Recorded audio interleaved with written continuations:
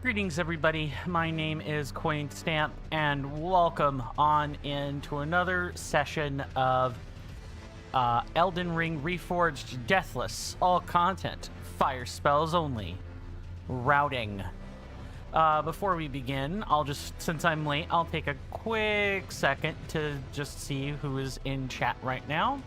I do not see anyone, so let's play the camera minigame, followed by thanking our wonderful contributors during this month's cycle. Mr. Jason says, greetings, Mr. Coin, good sir. Greetings to you as well, Mr. Jason. I hope you're doing well in both body and mind, and I do hope you enjoy your stay. Since I was in the middle doing this, if you guys want to find your names on these placards, which I do read at the start of every stream as appreciation for people chucking coins at me, well, I just said it. You gotta chuck some change at me. The purchase or maintenance of any subscription package or a one-time donation of $2 or more during the month cycle will be enough to get your names on this list, which I will read right now. Thank you to Shiny of Hyrule Nest for their subscription, and thank you to Mr. Fent for gifting Nice One M and Troll Castle King Jason their subscriptions. Please do enjoy all of the benefits and privileges that come along with that, with those packages. Thank you to Mr. Gordo Goku for their continued maintenance of the Patreon membership over on Patreon. Please do enjoy the benefits and privileges that come along with that. Finally, or not finally, thank you to Mr. Rasby the Player for their continued membership maintenance over on Coffee. Please do enjoy the benefits and privileges that come along with those platforms to each and every one of you. While I do not have any one-off contributors, I would like to thank people who have donated through Coffee or Stream Elements or so on and so forth through the past. While this does not have any bells or whistles or bonus features for you, this is one of the more direct avenues to support me, especially if you like my work. So thank you again. Thank you again for those that have done that in the past. Welcome on in, Mr. Shiny. Good to see you. Hopefully you're doing well in body and mind, and I do hope that you enjoy your stay.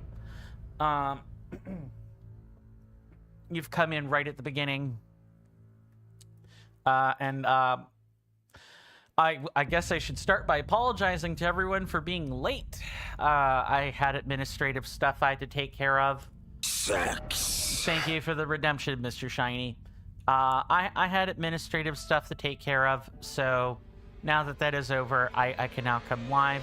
It's mostly like finishing spreadsheets, paperwork, like necessary paperwork, and getting that command, or accounting for the toggles. I fixed the toggles, so now when I do, it winks everything out. It's nice, easy, just quick hotkey and it's done. Just fantastic. Absolutely fantastic. Mr. Shiny says, you think this should draw a tension? Thank you. Thank you. Where are my applause tracks? Here we go. It does. Congratulations on your 10 stream streak, good sir. Mr. Jason says, when you finished your wonderful stream last night, you went straight on over to watch the Super Mario Galaxy Movies Nintendo Direct as you said that you would, and it was pretty good, but you will say that Bowser Jr. makes a very small error. He says, and I quote, "The Bowser name will be feared once more." Jason, Bowser Jr. Bowser has not been feared since 2015 when Super Mario Maker released. I bet I would be very willing to imagine that. I think them not being impressive with that is kind of the point. Bowser Jr. is meant to be like a funny shoehorn, not really someone you take all that seriously.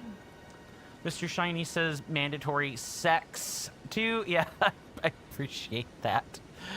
Hello, Mr. Tension. Good to see you, good sir. Hopefully you're doing well in both body and mind, and I do hope you enjoy your stay. God bless be to you as well. You've come in right at the beginning, which means you all are just in time for the recap. And before I continue, I am going to snooze ads for like this first, I guess, 90 minutes. So I'm just gonna make sure I've disabled some things, and I will re-enable them at about the 2:30 mark. I think that's fair. How's the Resident Evil going, Mr. Tension? Are you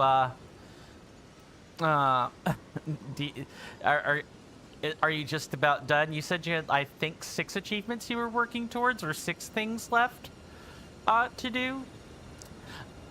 Yes, Mr. Jason. I'm glad that we are, in fact, recycling jokes.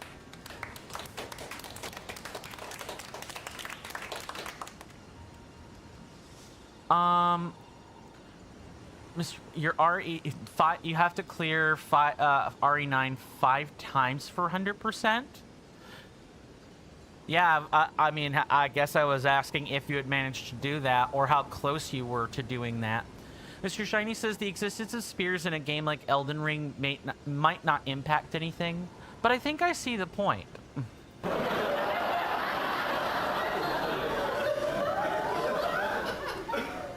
Mr. Tension says you beat the game on insanity mode, 2 hours and 45 minutes. Nice. Nice. That's fast.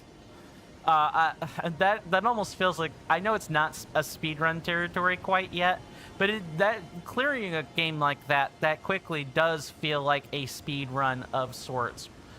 While conversations are cooking on the back burner. Recap. Last time we finished off the Stormvale Castle.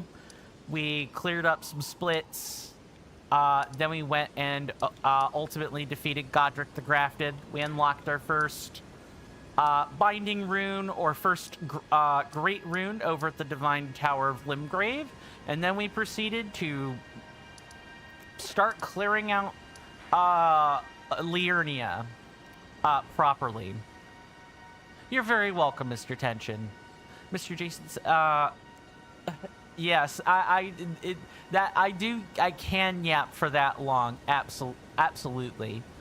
Our goal today is to get on with the rest of these splits, and let's see, I do need to actually adjust some splits, so I'm gonna tilt the screen, and I'm going to edit the splits counter or splits tracker underneath my webcam. So I'm going to do that now, so you guys can at least still see me.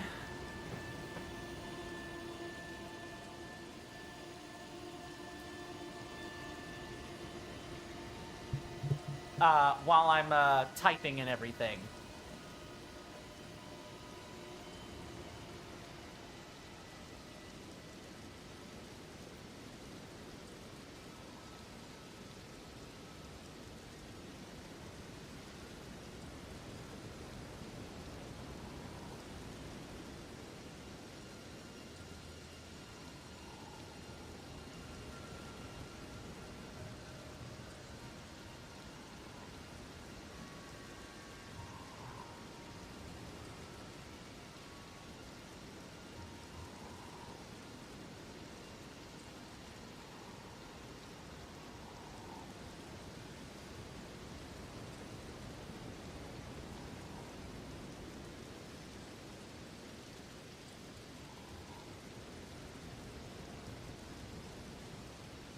All right, tilting that back now. I think I'm in about the right position. Cool. Sorry about that. I wanted to make sure I did tight some splits. I do mostly have, I do actually have one other thing to show, and that is that I have not caught up to where we are in our note sheet. I have fully formatted it. So every boss now has its own heading.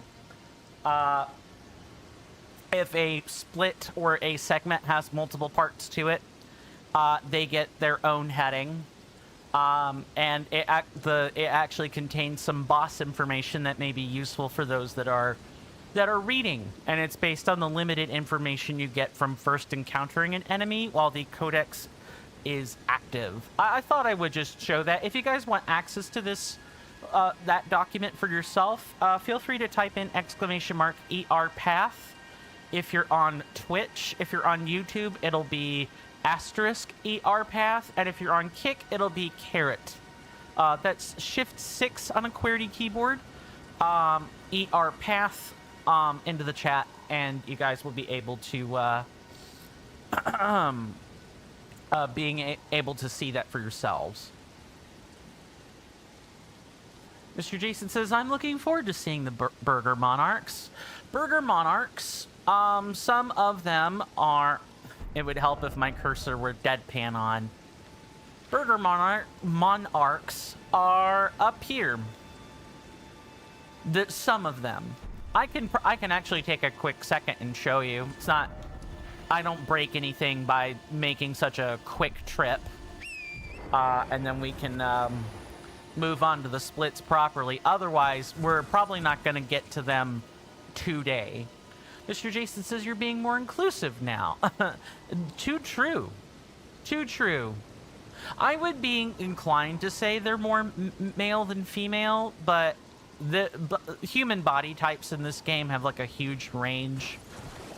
You can definitely make feminine-looking men and masculine-looking women. So it's I really wouldn't recommend just I wouldn't recommend painting you know, too broad a brush by saying king or queen. Monarch is a lot better of a term in the term to use in the long term. Hold on. Is this a joke here? Noble thing for you're not the pioneer. Travel agencies were all inclusive long time ago. Yeah, absolutely. Absolutely. I can't remember the last time someone you know, got carded and denied entry into, you know, train or tram fare or subway station fare. I can't remember the last time that happened. Even here in the States with everything going on, transit's usually a pretty agnostic thing. Okay, so if I want that shortcut, I do have to come up here, but like I said, I will at least show off the Burger Kings. They're right over here.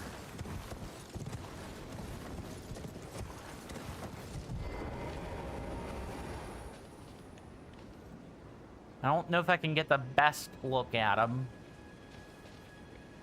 And I have to be careful that I didn't, like, trigger a wolf or something, but... Let me see how close I can get without triggering this. Right there. Mr. Shiny says, oh yeah, you meant all-inclusive travel offers, Mr. Coin.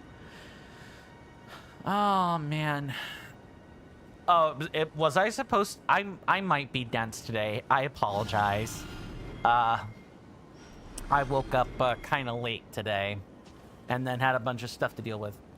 There are your Burger Monarchs. These ones are wearing a little, like, slightly different robes, Mr. Jason, but they're wearing the masks. This one up here, just in the dead center of the screen. I know it's kind of hard to tell, but they're wearing a different mask as compared to like this guy. What's up, Mr. Jason? Mr. Shiny reminded you of something? Oh, do tell.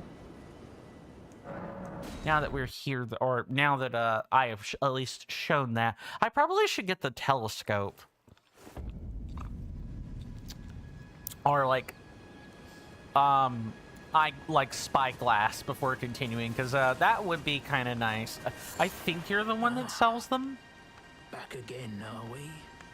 Not... Oh, it's not you. Kale's the one that sells it. Hang on. I gotta go grab them. Mr. Jason says, speaking of travel agencies, nothing beats a Jet2 holiday, and right now you can save 50 pounds a person. That's 200 off for a family of 4. That's a meme in the UK. I can see that. Is travel fare more expensive than that? Or, like, I take it travel fare is, like, at least double that price if it's a meme. Mr. Shiny says, are Burger Monarchs friendly or they deserve some whopping? That's a good one. Burger King, the Burger King Whopper. No.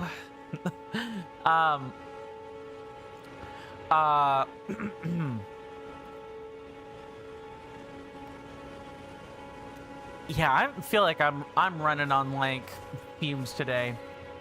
Mr. Jason says, let's just say that airplane fares are sometimes cheaper than rail fares. I hear you on that. Oh, I remember what I wanted to say now. Those Burger Monarchs that I had shown earlier, those do deserve a whopping, because, a whooping. But they do deserve to be whooped, because, they block access to items, and, they make the area hell to traverse through.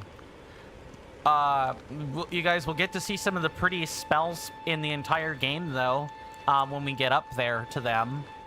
Let's see. No pledge. Supply pledges. I did this by accident, but let's read. Nomadic merchants are a secretive people defined by their strong bonds. Their awareness of their brethren sometimes borders on the unnatural. Buying out a nomadic merchant's entire supply inventory allows you to gain their supply pledge, which permanently expands Merchant Kale's inventory. Merchants who have pledged to supply Kale allow him to offer their unlimited wares at a discount in a central location. We really don't want to be doing that, but it is nice that you can do that if you want to. If I were doing a normal Let's Play of this, I absolutely would be doing that. But this is not normal routine, for the record. Mr. Jason says, here is why it is a meme, good sir. Oh, I'm being educated. Wonderful. Variations of the Jet2 holiday ads, Always Set to Hold My Hand by Jess Glynn, have been playing non-stop in the UK for like the past 200 years or so. So about 10 years, but it feels like 200. Yeah, it couldn't have been playing for 200. You don't know why, but it suddenly blew up as a meme right now, but it's been a part of British pop culture for ages. Like the Meerkats or the Go Compare Man or whatever. Nobody in Britain who owns a TV doesn't know the words of the song and the ads by heart. Huh. That's like, well, in America, there are quite a few slogans. See, now that I'm trying to think of one, I'm having difficulty. It's like, call Optima Tax Relief, which is a tax relief firm here in the States.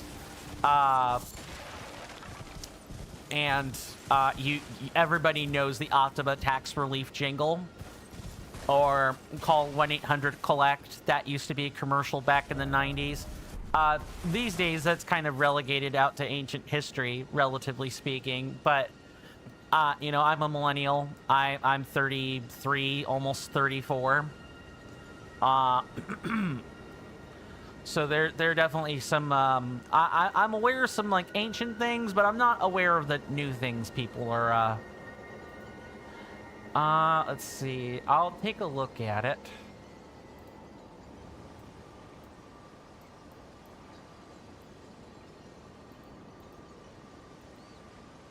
I didn't even have to watch it fully. I know in the first 6 seconds why people don't like him. He's so bombastic. He's so bombastic and over the top. We don't have something quite like that here in the States, but it's like the call JG Wentworth 877 cash now, 877 cash now, 877 cash now, something like that. That's kind of, he's too energetic for the UK. We like our miserable. Yeah, Wentworth commercials are like over the top here in the States. They're almost always at least hilarious the first time, and then cringe afterwards. Mr. Tension says, Mr. Coin, you're back playing Twilight Princess now. Good luck. I hear you were trying to complete that game, right? Why don't we, we've managed to sit here for like 15 minutes. Let's actually get moving and get out of these, and get onto these ruins, huh?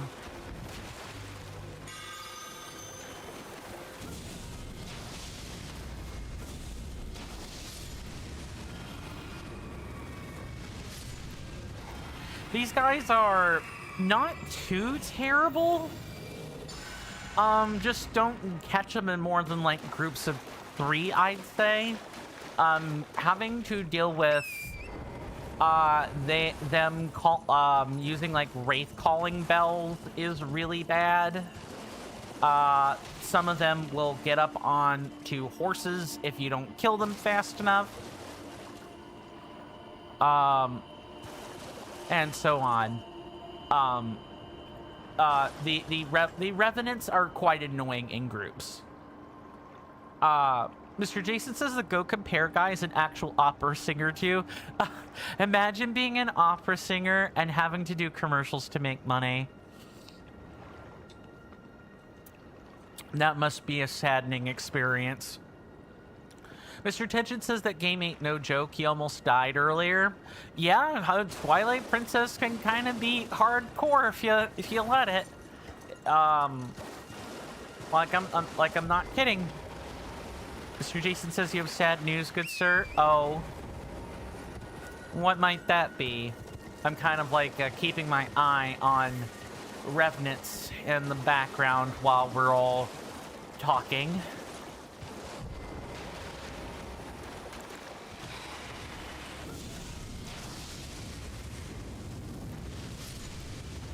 Because I know the one on a horse is here somewhere. So I'm kind of having to really pay attention.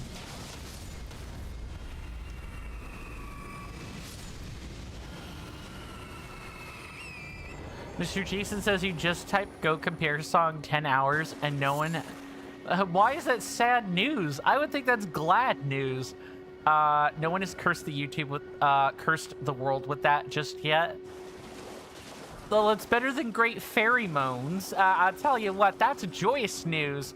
I will take anything else over hearing very suggestive moans that definitely weren't QA tested for what if people were doing multiple takes and constantly talking to the fairies all the time. That either the devs knew what they were doing, like the art, music, and vocal direction team knew what they were doing with the Great Fairies, or they didn't know what they were doing. And since we're in the age of OnlyFans and, you know, where modeling is like a huge part of like the beauty and healthcare industries, I really don't see...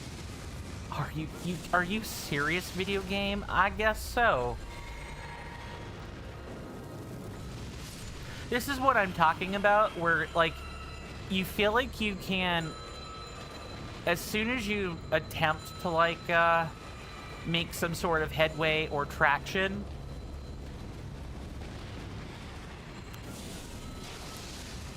you can quite quickly get overwhelmed.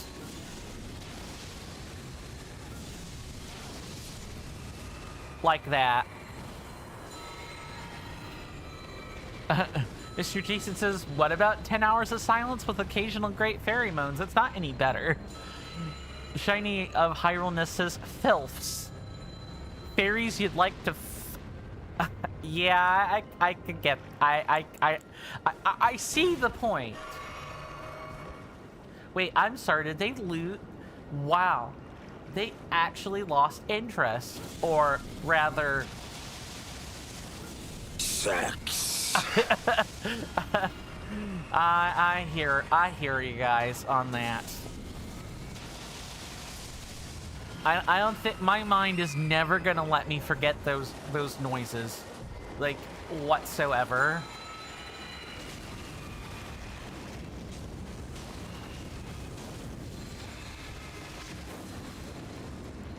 Oh, come on. Stop galloping around. Thank you. Yeah.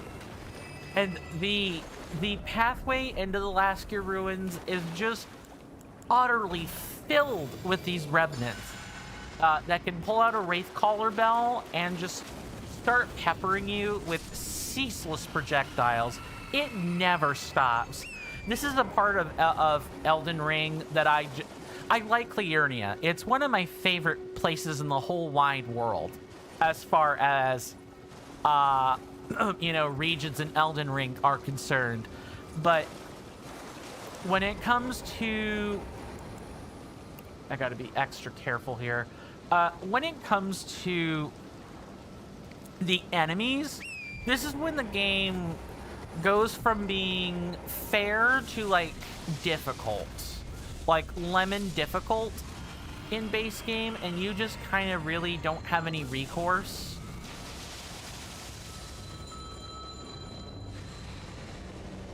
Are you gonna charge? I suppose so.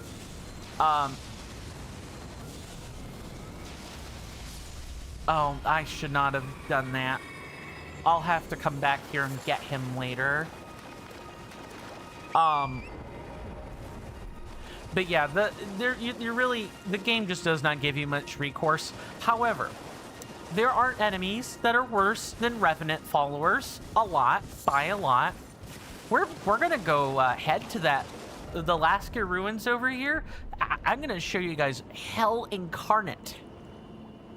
Mr. Jason says it may not have been 200 years of nothing beats Jet 2 Holiday, and right now you could say 50 pounds a person. That's 200 pounds off for a family of 4, but they have been around for at least 50. Yeah, basically as, you know, as long as, like, televised advertisements are concerned, right? Maybe not quite as long as the TV has been around, but long enough for, like, color and cable to be around, for sure. That is a long time. Oh, don't you do it.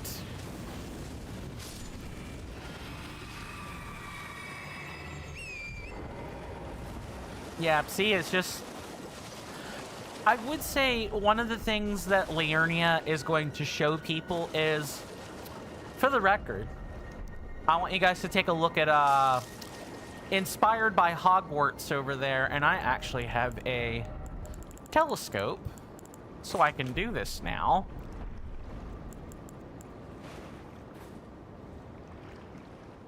Look, does that not remind people of Hogwarts? Yeah, that's the Academy of Rhea Lucaria sitting up there nice and pretty. Those are the actual buildings. It almost doesn't even look like you can get to it. And in fact, you can't get to it from the ground. You actually have to take a magical gate from just beyond this clearing. There will be like a ruined town, and that'll take you up to the magically gated entrance to the Academy of Rhea Lucaria. And if you don't have a key, it'll just pop out the other side like nothing happened. Which is just wild stuff. I know, I made reference to the Wretched book series. But, I mean, the Academy is better. Mr. Jason says nothing beats a coin stamp stream, and right now you can earn true parity by subscribing on the Red and the Purple app. That's advertisement-free watching of quality content. Oh my god. Except subscribing on the Purple app costs money, and you're still getting advertised too if you subscribe on YouTube. Like, there's no winning. Let me guys show you this, because this here is a bird's eye telescope. It's got the bird motif on it. Thank you, Mr. Tension. Yeah, it's got a little hummingbird on it. Or, actually, it looks like a hummingbird to us, but these are Stormhawks. So it's got a Stormhawk motif on it. and you can zoom in and out to see certain things. Now, since this is a ruins telescope, what is it wanting us to look at? The ruins here, the Lasker ruins, to be very, very, very specific. Did I have, as a check here...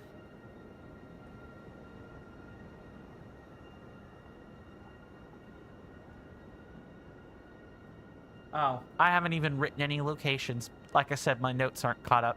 I'll have to go back and remind myself that there are 3 ruin seals here. And you use Y to exit or enter the telescope. It's neat if nothing else.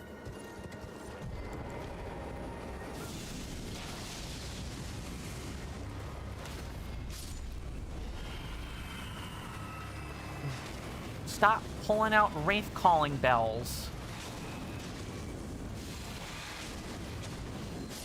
Thank you. You have a point, good sir, says Mr. Jason. Oh, nothing beats a coin stamp stream, and right now you can earn true parity by subscribing on the red app and the purple. You have a point. I have a point. You repeat the last statement. Watching of quality content on the... Ah, I see where you differentiated it at. On the purple app. Look, I'm just not a YouTube partner. That's really what it boils down to. Otherwise, you know, I would lump, like, subscribe on Twitch and join on YouTube in, like, the same sentence. I've been thinking about putting these runs on a different channel, so it stops messing with the algorithm. This is what 18 months of sitting in a solitary game engine will do to your channel. It will totally muck up your algorithm. I'm kidding. I'm totally kidding on that. I don't feel like I need to make a different channel for this sort of thing. If people are coming here to coin stamp, they are coming here because they want to see challenge runs and variety contents, all kind of under one umbrella, you know, separated via playlist, so that if people don't want one thing, there is easily something else for them to watch on the platform. You can even watch me grow as a content creator. What's up, Mr. Jason? I'm really having to kind of like mind my positioning here, because some of the revenants like to pop out of the ground, like this one right here. I heard another one.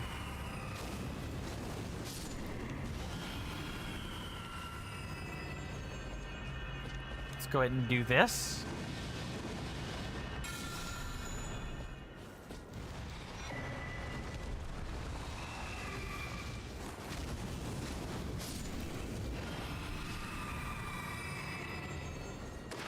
And there is a ruin sigil up there. We're gonna have to do some parkour to get that one. Mr. Jason says you've booked your ticket to the Super Mario Galaxy movie today. You'll be going to see it on Wednesday, the 1st of April at 20 o'clock, or I guess that would be like 8 o'clock at night. So you won't be here for the Mr. Coin stream that day, good sir? No worries, Mr. Jason. No worries at all. When that day comes, I hope that you enjoy the movie. I hope it's a good one. I hope there's a lot. I know there was some amount of love and care put into the first one. People seem to like the first one, so I'm hoping people like the second one just as much, or if not more. I'll put my stance this way. I can want Nintendo projects to do well because I want to see people succeed in their line of work, and be mad that there is patent bullying going on. It's hard to be upset with people that are just honestly trying to do their jobs, go to work, and you know, do what they want to do in life. The issue is the greed. The issue is people whose only value that they contribute to life is a human body, who sit in these boardroom meetings and demand that the shareholder value number go up. I don't like that. Like, shareholders have completely managed to flip how capitalism is supposed to work. It has taken anything driven by the markets, and it's not, I guess it's not only, only shareholders. Mr. Jason says you will, of course, check in for the stream streak, though. Very well, Mr. Jason. Very well.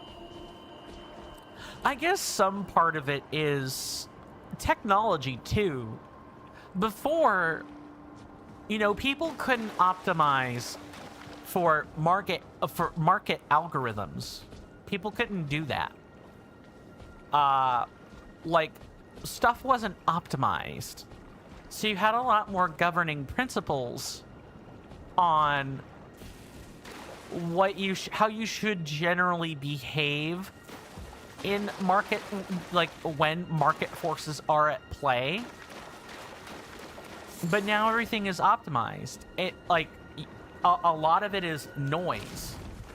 I think I was reading a Reddit post about this like a week ago, and someone said, based on crypto, based on AI, and just the overall downward trend, you're actually kind of starting to see all of the previous market systems starting to erode, and instead they're being replaced with something else.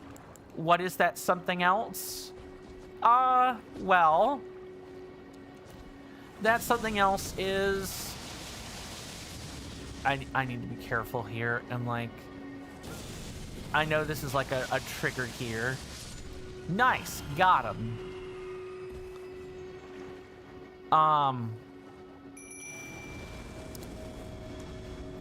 It's being replaced with something where market forces have a very diminished role, and it is more about how is technology, how are market algorithms being harnessed for value. Like, it's hard to describe, and I'd have to go back and read that post again, but it was a very entertaining read. And a lot of it did make sense to me as I read it. Mr. Jason says, oh, Mr. Coin. Oh, I'm sorry, I'm missing one here. Today is number 82, good sir. Congratulations, of course, Mr. Jason. Mr. Jason says, oh, Mr. Coin, that just reminds you of something unrelated, although unrelated. Apparently, physical media is making a return. It only dropped by 9% this year compared to 10 or 20% in previous years. Yeah, we're seeing a rise of digital or a rise of physical media because it is stuff you can own. Even if you don't actually own the IP, right? You can't, like, gift the songs on a CD. You can gift a CD. You cannot gift possession of the songs on the CD when you pass. Like, something like that. However, you have access to it. If it's in disc form, you have access to it. If it's on digital in a cloud, you can lose access to it for any reason. Not just because, oh, data ran out, so we're having to, you know, manage, you know, who can have how much data at a time. Like, storage becomes a premium item, a premium feature. It's also...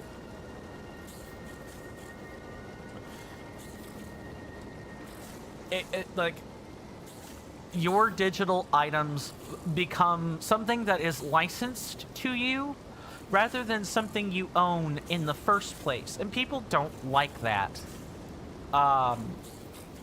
And so a lot of folks are starting to opt out of digital spaces. Whether that be Discord or, Amazon or other companies, shopping markets, places like eBay or Etsy. It doesn't really matter. People are opting out of that sort of thing and are returning to physical markets where they don't have to deal with machines. The internet is slowly becoming a place where you get killed if you're on it. Like the only thing that the internet is becoming good at is surveilling you, spying on you, watching your every movement to see if you say something against dear leader or your government. It is becoming a means by which the governments or forces of the world place chains on you and bend you to their will in some way. I don't like that. Mr. Jason says, but yes, good sir, since you put the official announcement earlier, we can partially discuss the implications. For example, you would think that affected person would have secured their account more than they did. Yes, absolutely. I think everyone should have 2FA or multi-factor. I need to absolutely... this was not good. I forgot that these... I definitely forgot that these things can spawn in. Look at that. Look at... my health bar got decimated.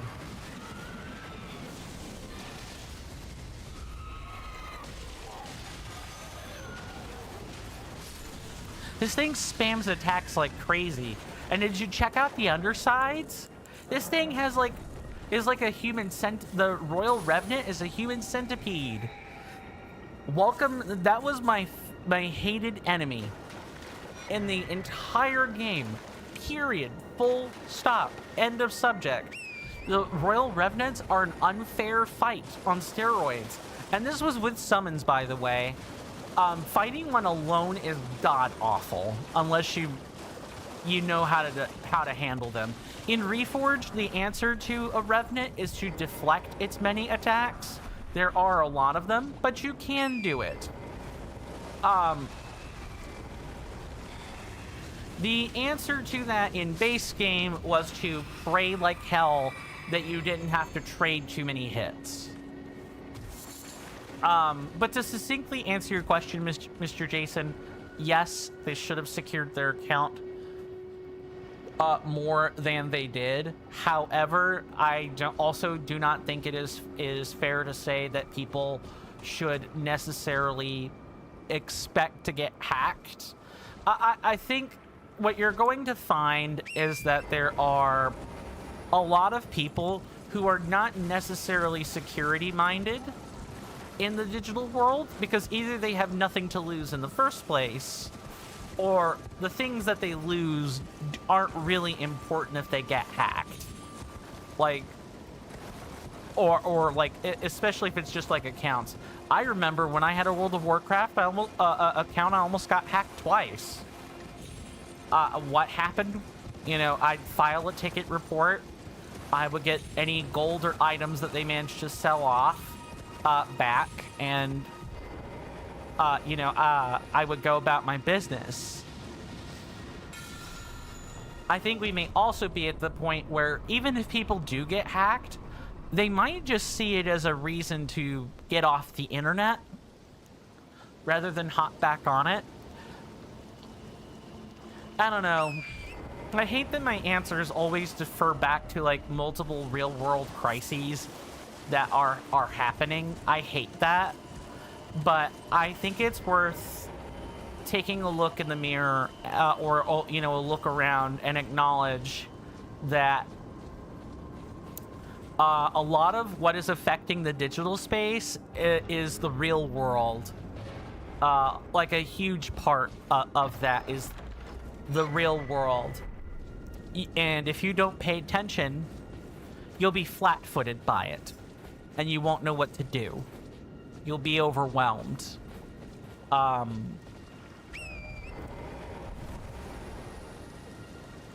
Mr. Jason says at this current time, good sir. Yeah, I should, I have a tendency to mouth off at the hip if I'm, I can be a pretty quick speaker. Mr. Jason says you don't know if affected person could come back. Well, it's barely been 24 hours, right? It's barely been 24 hours. And maybe there are other things going on in their life that they're currently trying to deal with. Maybe the TCC isn't specifically a high priority for them. I don't know. You probably know more than I do. All I'm trying to say, and this was something that we had discussed in private, was that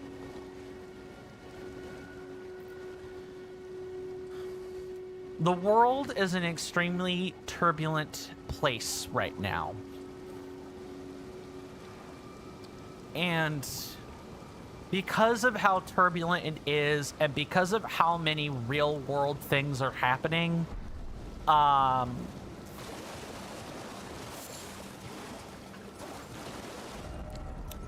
especially in regard to like human rights right now, like we're backsliding. These are the times outlined in the Bible. You know, there will be wars and rumors of wars according to the revelations. Now, I'm not saying believe the holy book. What I am saying is that we're on hard times right now, and a lot of people's attention is probably focused on the real world and not quite so much the digital one. I could also be overthinking it too. Far be it from me to say that I'm correct in my assertions. I may very well not be. It could be as simple as I need to like... This is getting really tiresome. Oh, this was another one of the mounted ones. I should have been paying attention.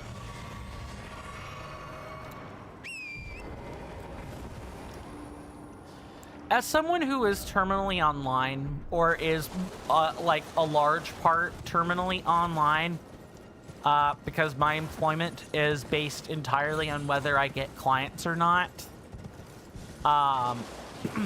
I have a lot of time to sit and think about these things. I have a lot of time to consider. Not all the time in the world. I'm working on like 5 or 6 projects at a time, but I do have some time every morning and every evening to consider and contemplate how do things in, my daily life, how do they connect to the world outside? How do they connect to the world outside?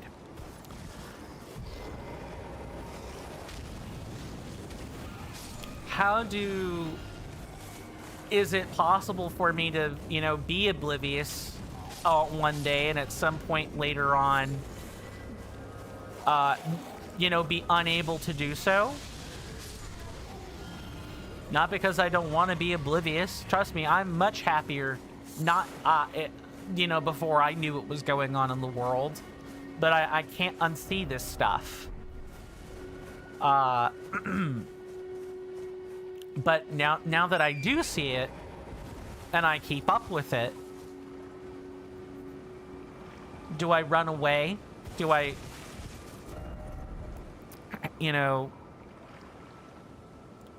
sorry, I had an itchy ear there.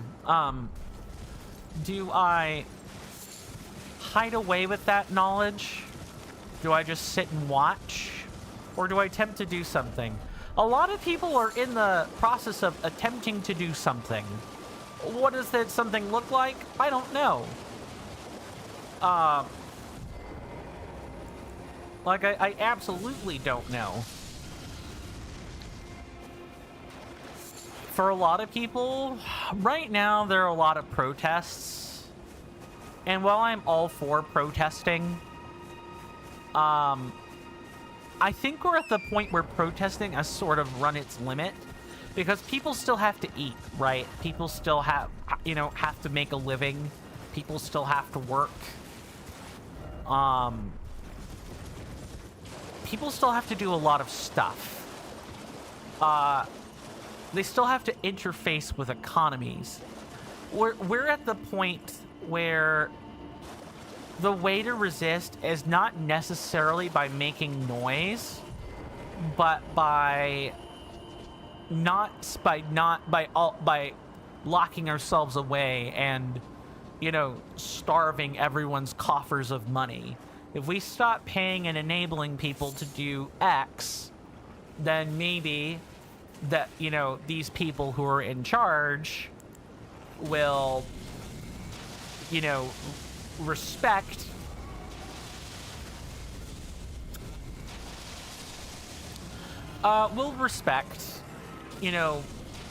the people that they are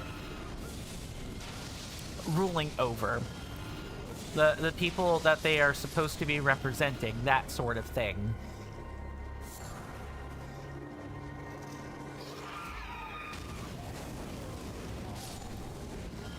It's not raining anymore, thank goodness.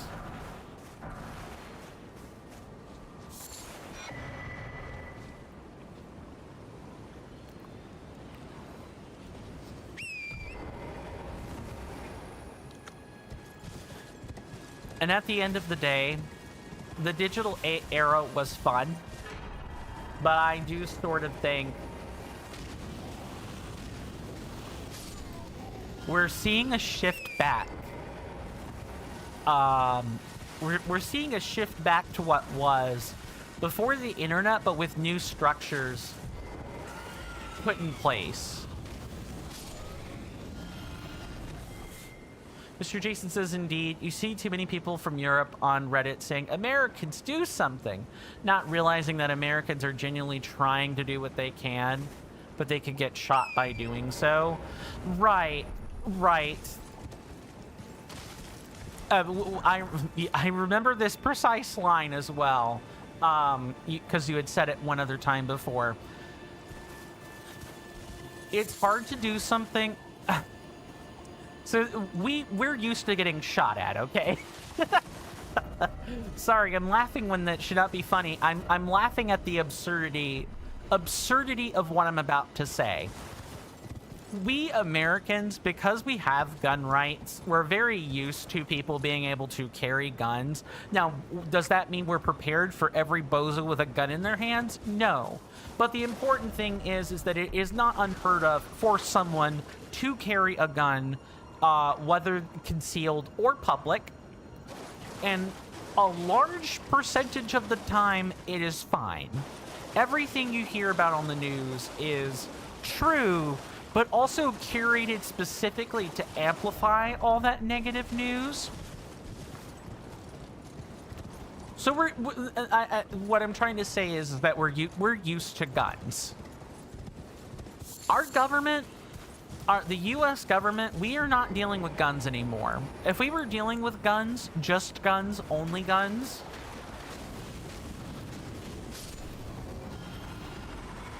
it would be fine. There would be real chances at that. No, our government has access to like microwave weapon technology, which is how Maduro got captured. He didn't get captured easily just any other old-fashioned way. No, we straight up blasted his men with microwaves until they were bleeding on the ground and vomiting. We literally targeted them and gave them Havana syndrome. According to some reports anyway. There's always a chance I could be wrong, but if the Russians have microwave weapons, it is not, if they have them, it is not unreasonable for other technologically inclined countries to also have microwave weapons and to use them. So American people, we are scared of getting shot at, but what we're more scared of is not so much being shot at, but being blacklisted, number one, like being debanked. That's a thing that can happen to people. And if they get debanked, you basically are persona non grata. You might as well be dead. You can't buy food. It's been a long while. It's me, Patches the Untethered. I'll finish in a second. Business, if you can believe it. Now I'm my only supplier, so I haven't got much. But everything here is top notch. Patches Emporium, now open in Raya Lucaria.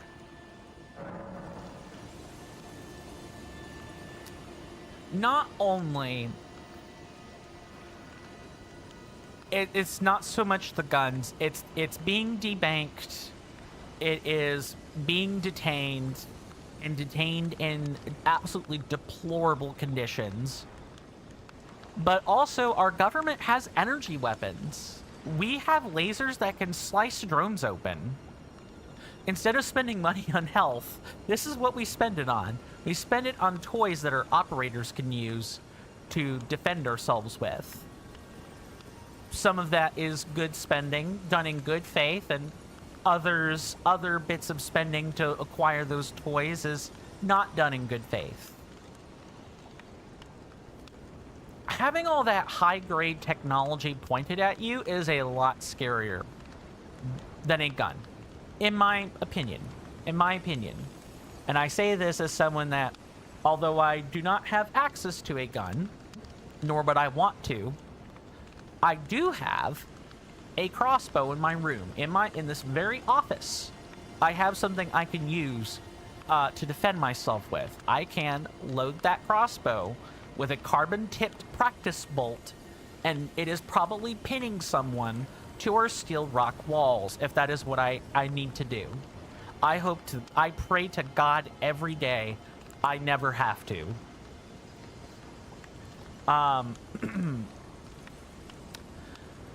feel like I'm getting off on a tangent. We're actively trying to do something, but it is very difficult to do.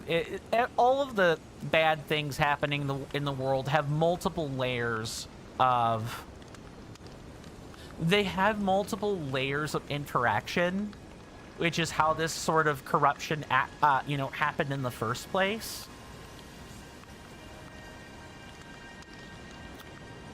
That's very difficult to weed out. You can't just wave a protest flag or vote in the correct people. I don't think the problems we're dealing with are ones we can vote out. I think we need to do something else. I'm not sure what that is, but we need to do something else. Mr. Jason says, plus, good sir, pushing back to the previous subject, of course. You also knew that message was a scam earlier as you didn't put any payment methods on the site. Right. You'd mentioned that quite a few times.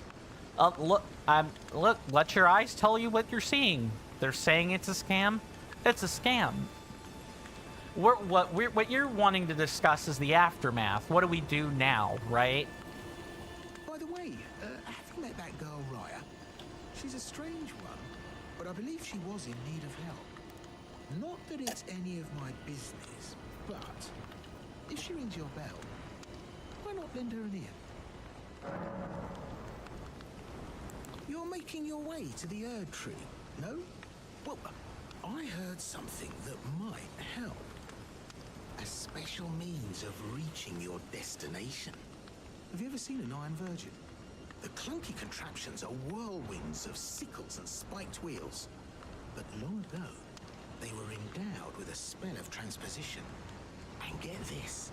A surviving virgin sits at the bottom of the big water wheel in the Academy of Raya Lucaria. Its transpositional powers fully intact. So right, if you get caught in it on purpose, it'll chuck you out straight at the base of the Erd Tree. Or so I'm told.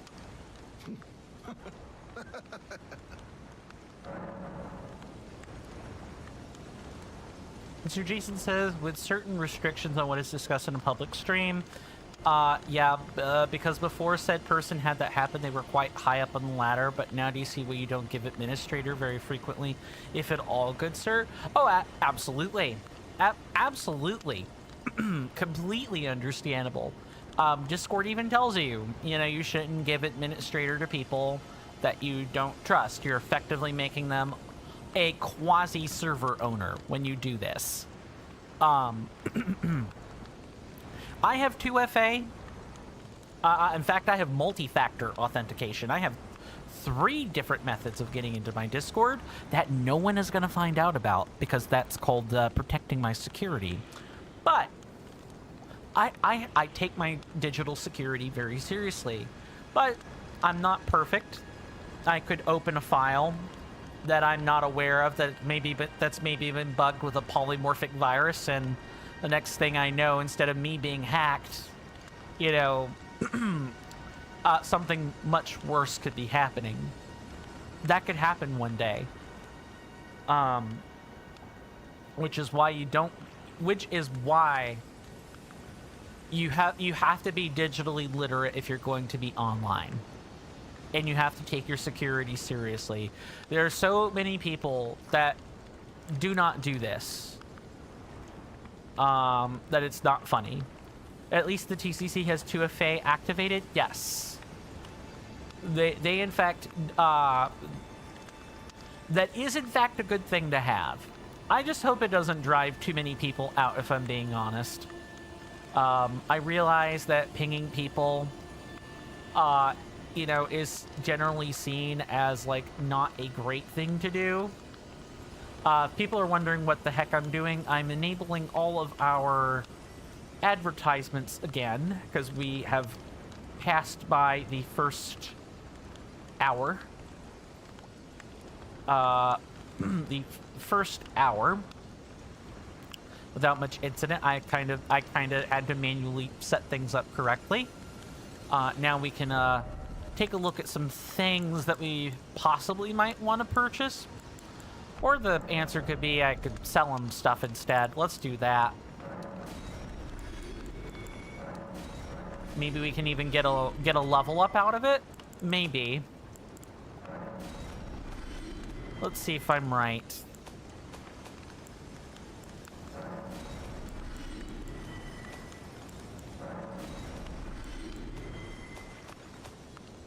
Huh, I guess not. Mr. Jason says, as for 2FA on Discord, you don't think it has any effect on the client or most of the lower staff? Yes, currently. But it isn't only administrators, it's anyone that could take a moderation action at all. So deleting a post, altering or removing reactions to a post, deleting messages with embeds in them, moving people out of voice channels, deafening people, any moderation action at all. If you do not have 2FA, you cannot partake in it unless you're the server owner. And even then, what I don't know is if 2FA applies to server owners as well. I think that's very strictly a moderation action, or very specifically moderators, administrators, or other high-ups on your server. I'm gonna see if we can't get a level, and which we can. Share them with me. Your thoughts. Let's see, this is the part where I remember. We want a few points in vigor. We should level that up a little bit. And we can adjust these accordingly.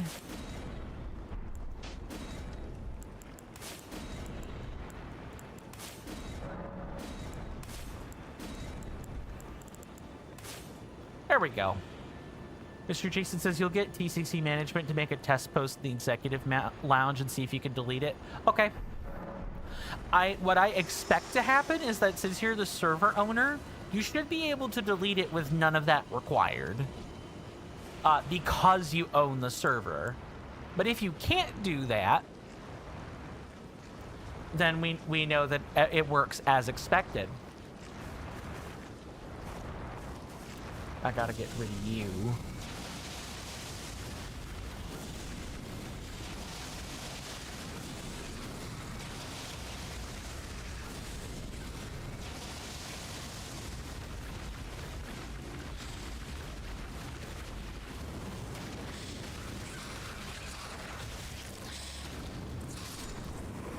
Ooh.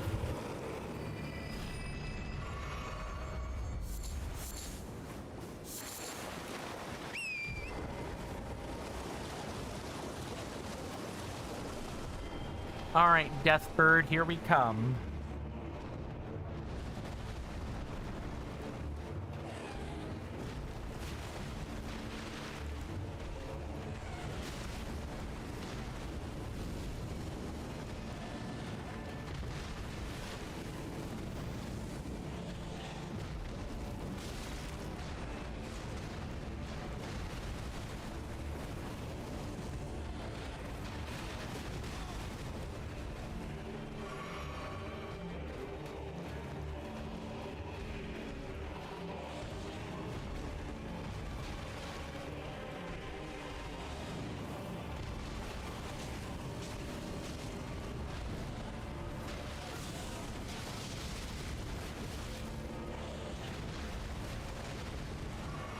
It's probably a fight for Flame Sling, if I'm being honest.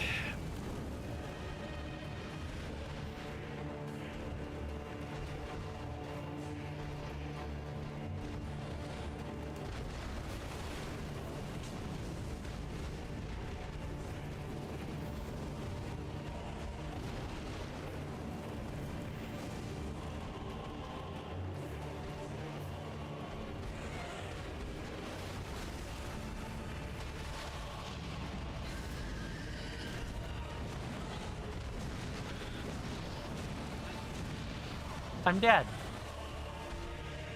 I'm not dead. How?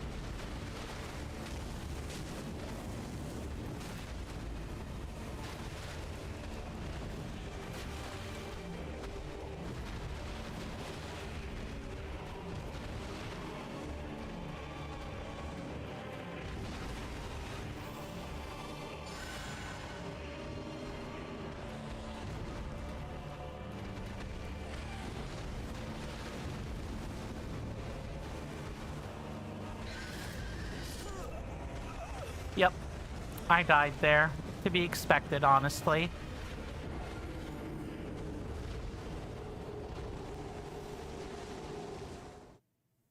At least I didn't get blighted.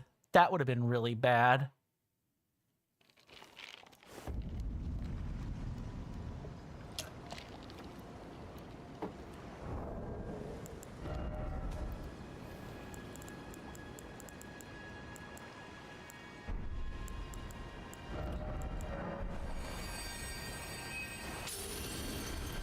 And I probably should change gear now that I'm thinking on it. Perfect.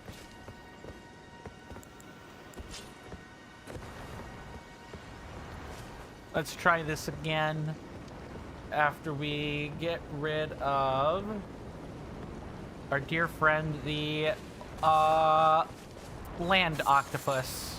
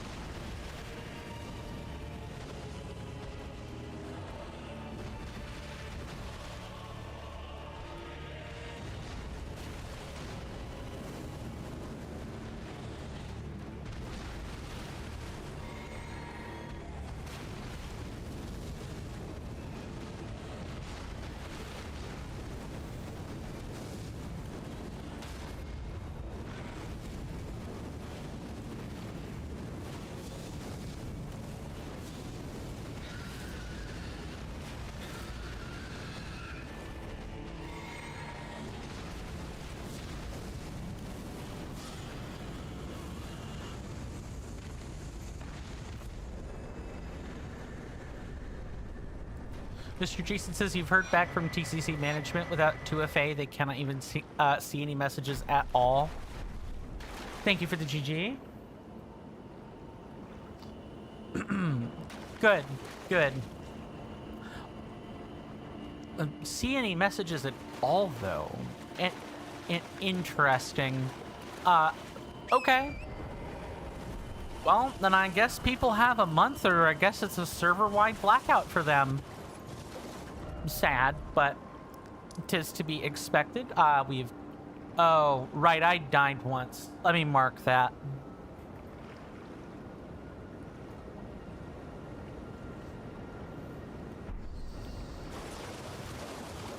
Okay, let's, our next stop is way over here. We got a long, bumpy ride, so we're gonna need to get nice and comfortable.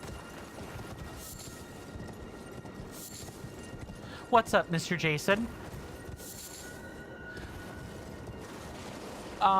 Since it's TCC related, you must request that you see a DM.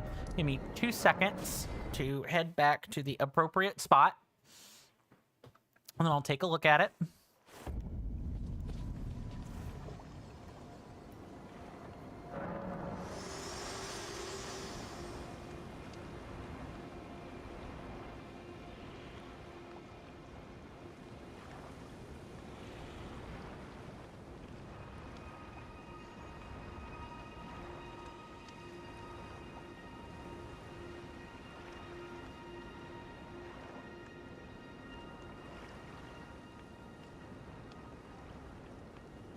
Okay. I wasn't aware that was going to be the whole screen, but we had a security breach. I'm not sure what people... I'm not really sure how else our server is supposed to respond other than by tightening security, and 2FA is like a pretty good way to do it. I would expect most people, you know, given what's going on, to probably just leave Discord over something like that. I could feel it. Give it a month, and I expect that's probably what's going to happen. I could be wrong, but I could be catastrophizing things, as I am sometimes want to do. It's kind of just an unintentional thing that I do sometimes. But I think we have given people plenty of opportunity to adapt to the new security requirement. 2FA is not that hard to set up. I use an authenticator app for mine. I won't tell you which one for security reasons, but I do use an authenticator app. I pretty much have a lot of my authentication services set to run through it. It's great. It generates a key at random. Every time you want to log in, you need to use a new key, or it doesn't work. So you can't brute force it unless you literally hack my phone. Which I guess is possible, but then at that point, though, you know, that's like setting up multi-factor authentication is about as much as you can reasonably ask people to do. If they still get hacked after that, okay. You know.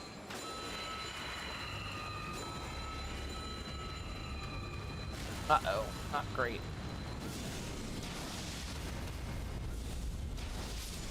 There we go. I'm wanting to check this specific spot is what's going on.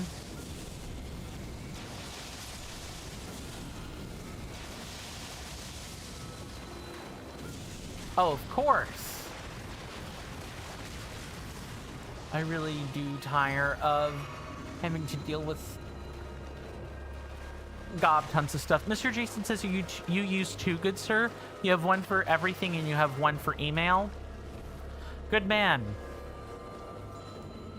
Yeah, my life has been much better since using 2FA. I don't say I don't think about my security. I'm always thinking about my security, but I do sleep a lot more soundly knowing that Discord is not one of the places I have to check for if I've gotten hacked or not.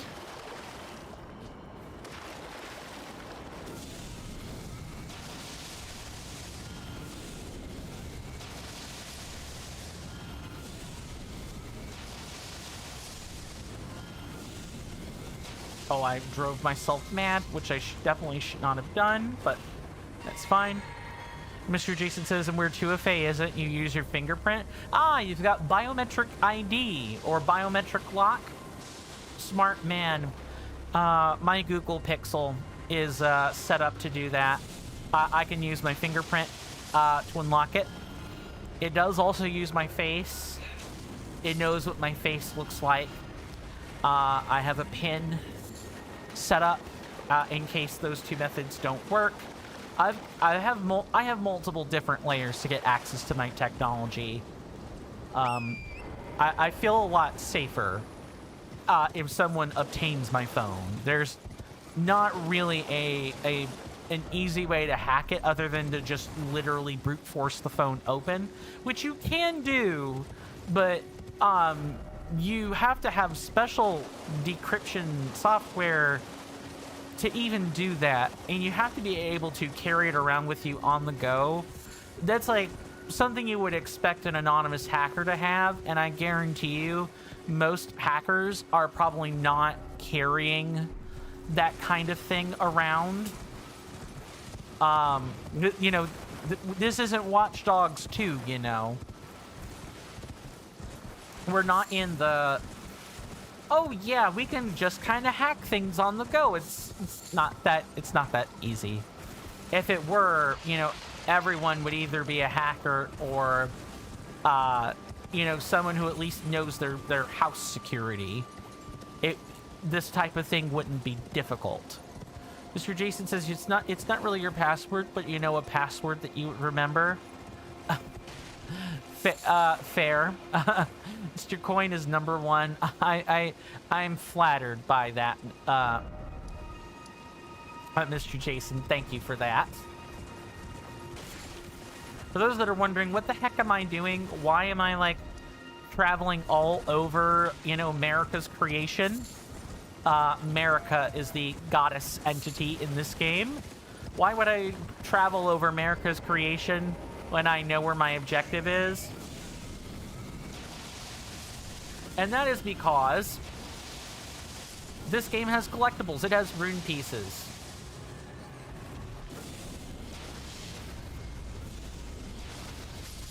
Nice. And I gotta go and collect them.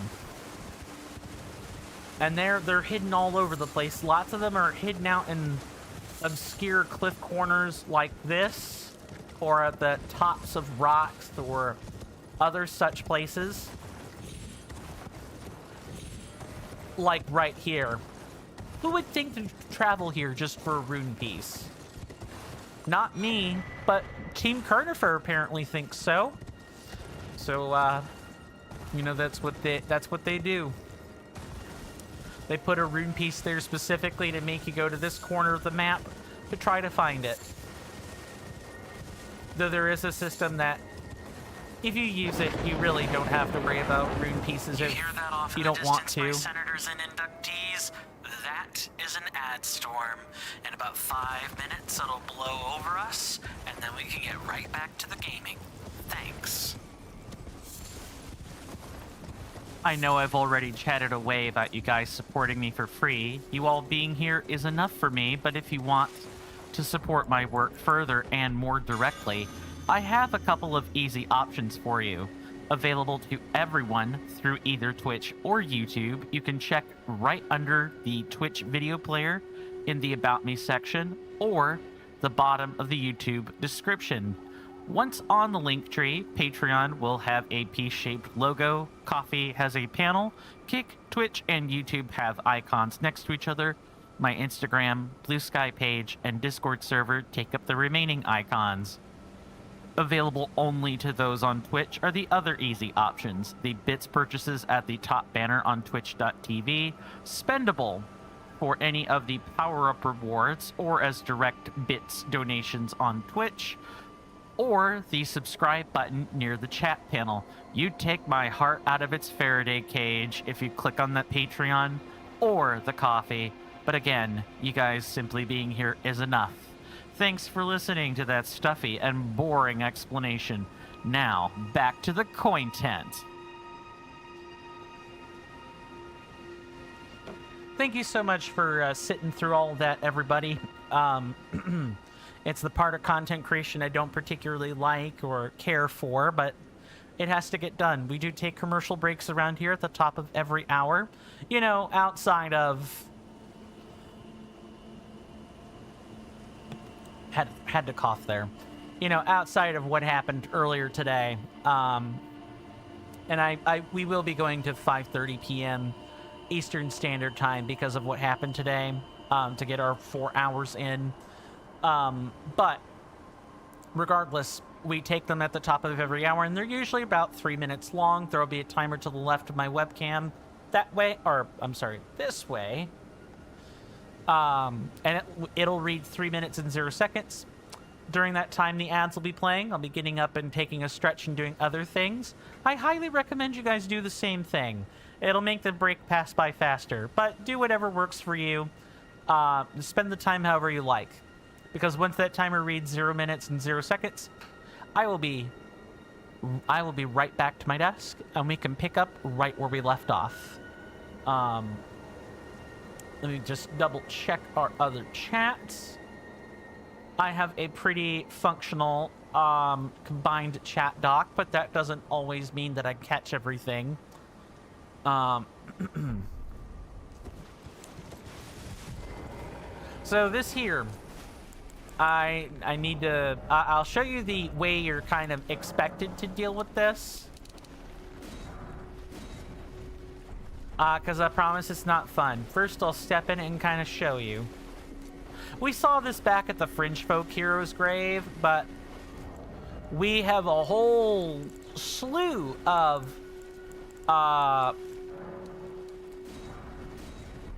just like a whole slew of poison-filled areas all in this section, and this is in our way when we are to where we're trying to go.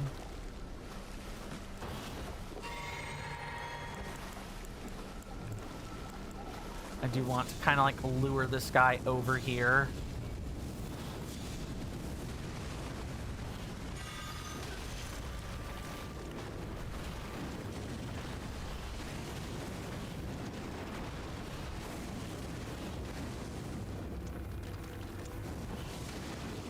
Oh, yeah, don't want to get slapped to death. That would have been awful. Yeah, albinoric crabs. Silver-blooded crabs that spray soporific sleep spore or like sleep magic at you. And you don't want to get drowsy. I promise. You really do not want to get drowsy. These aren't... This isn't soapy good clean time. It is just...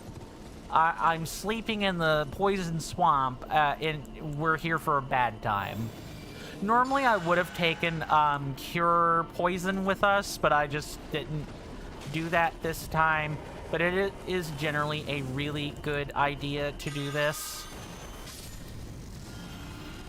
We'll pick up right where we left off after the break. See you guys then.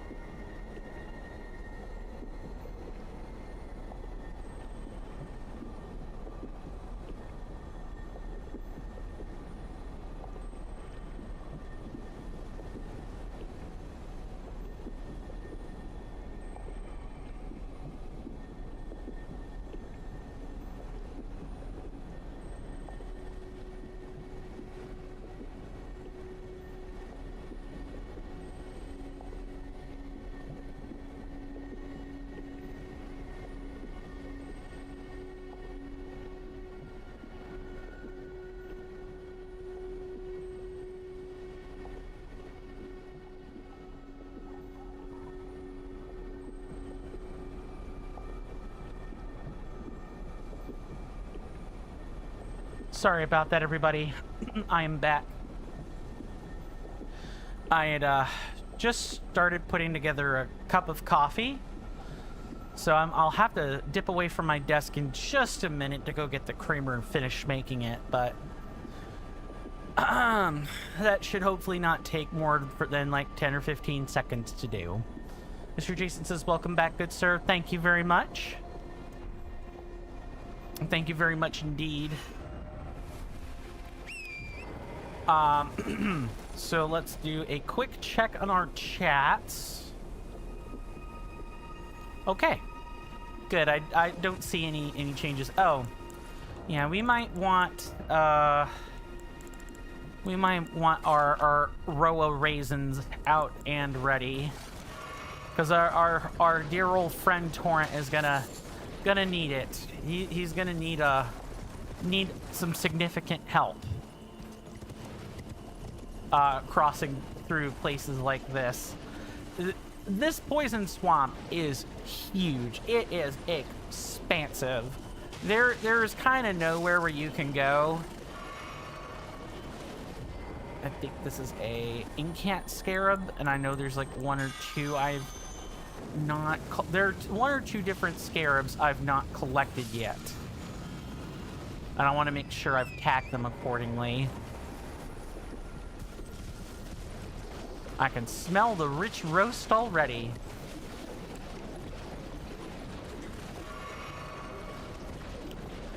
As you can see, we can run through raisins really, really fast. I went through 4 just trudging across the swamp, you know, one time. Granted, there are plenty of pockets. Well, like when you're navigating this area, you kind of want to set yourself up in a way where you are passing through it as few times as possible.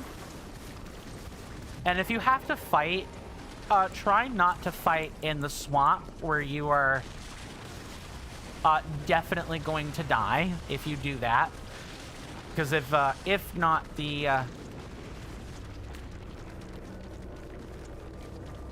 Come on, do the thing.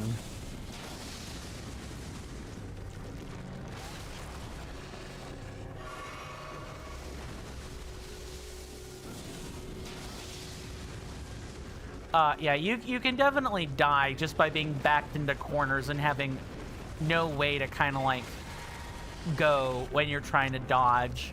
You're either dipping your toes in poison or bad stuff, other bad things are going to happen to you, like right here. Just leaning forward to cast the spell can cause you to take ticks of soporific mist that you otherwise wouldn't be taking. I don't think so. How about that one?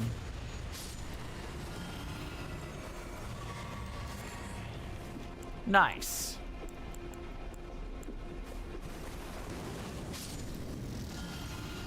I believe that smell is the smell of my coffee, so I will hopefully not be gone too long. I need to go step and get my creamer real quick, but I will be back in just a moment.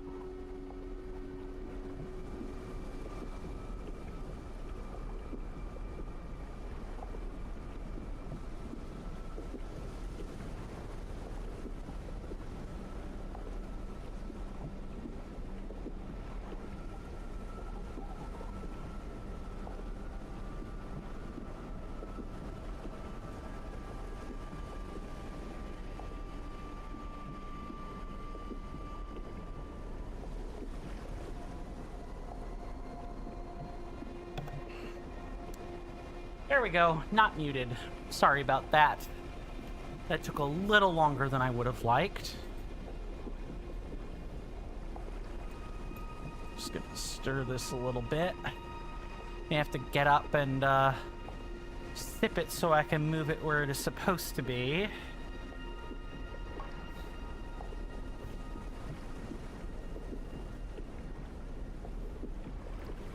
Ah, good warm coffee, and decaffeinated too. So the only thing you're getting is the sugar you put in, the creamer you put in, and sweet hot bean juice. Wow, is that not a more unappetizing way to talk about coffee?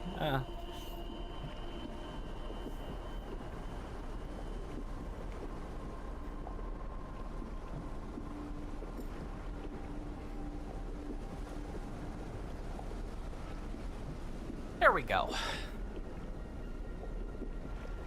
Much better. Much, much, much better.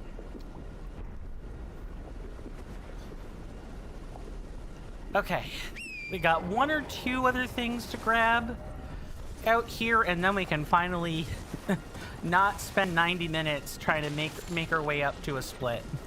Because I know that's kind of a huge problem is I'm definitely am taking too long on splits, and I think I will run this by you guys in the form of a poll or like a voting item. Like when we get ready to do a real run, I'm going to have to change the way I do things. And I would just kind of like to know where people's headspace is on the thing, but I'm thinking about changing my approach to advertisements such that you know, now that we're doing something that is nice, Torrent. I love that for you, buddy. You got more poison. Where I call this the Frost Prime model, where, because that's where I picked it up from, who I learned it from by watching him. Where it'll be like, if I'm in the middle of current thing and the advertisements come up, well, then the advertisements will come up. I might even put a little notice or jingle on the screen, like,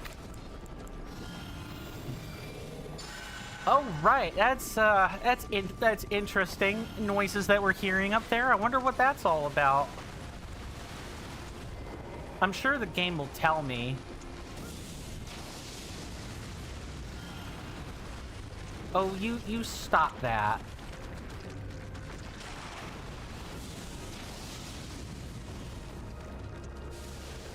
Oh, no. Absolutely not.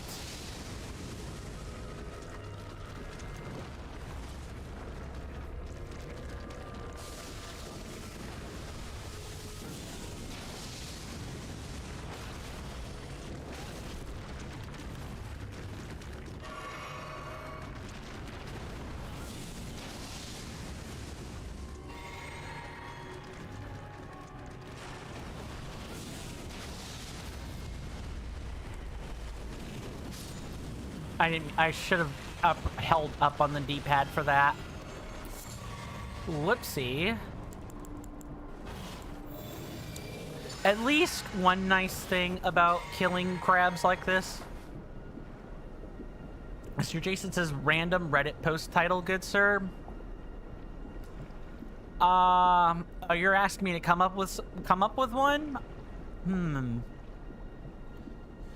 This just in. Oh no, that's a news cycle headline. Oh, you're gonna tell me what the headline. Mr. Jason says, Dutch tax authority comes to town centers to help people fill in their tax forms with free coffee. If only America had that, good sir. If we did, accountants would be out of a job. I'm telling you, anyone who went to school for accounting does not want this. Or I should say, even if they do want it, they still have to, you know, play with the system that's there. They have to work within the system that's there. They can't just you know, get a degree for nothing and then not use it. And accounting is one of the things that's always in demand because people always need help with taxes. People always need help with money. Anyone who has a job basically should have a tax consultant, like whatever they can afford. Oh no, nope.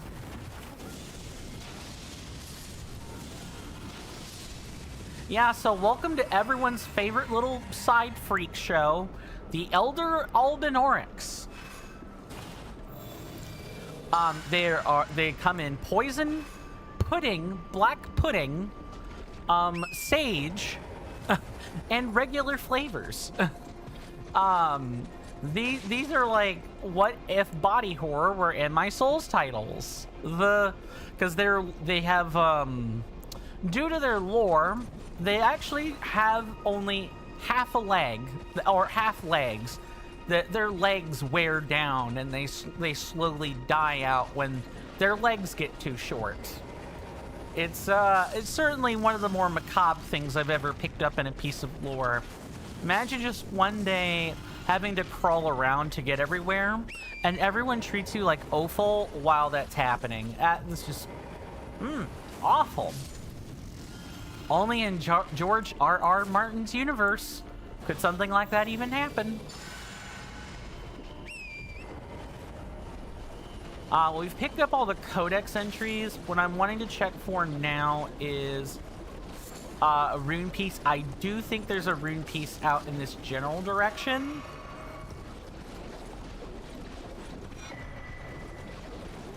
I want to make sure I don't miss it.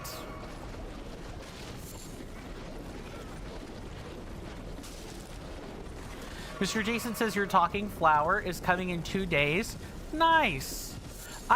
Is that going to go right over by the window, Mr. Jason? Does your office have one of those?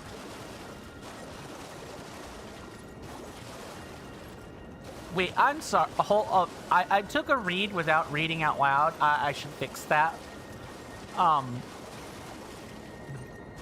Mr. Jason says, also good sir, Sony is being a little bit naughty at the moment. People are getting charged more for items when signing into their accounts. I need receipts. I need to know if Sony is really being this horrible to its supporters. That's awful. If that's happening, that is price gouging. That is straight up just price gouging. Every day, I am reminded more and more why money is a constant, continual problem in human societies, and it's almost like we're never meant to function this way. I'm a capitalist, but that I can certainly recognize the damage that money has done to societal systems. You won't catch me complaining about that.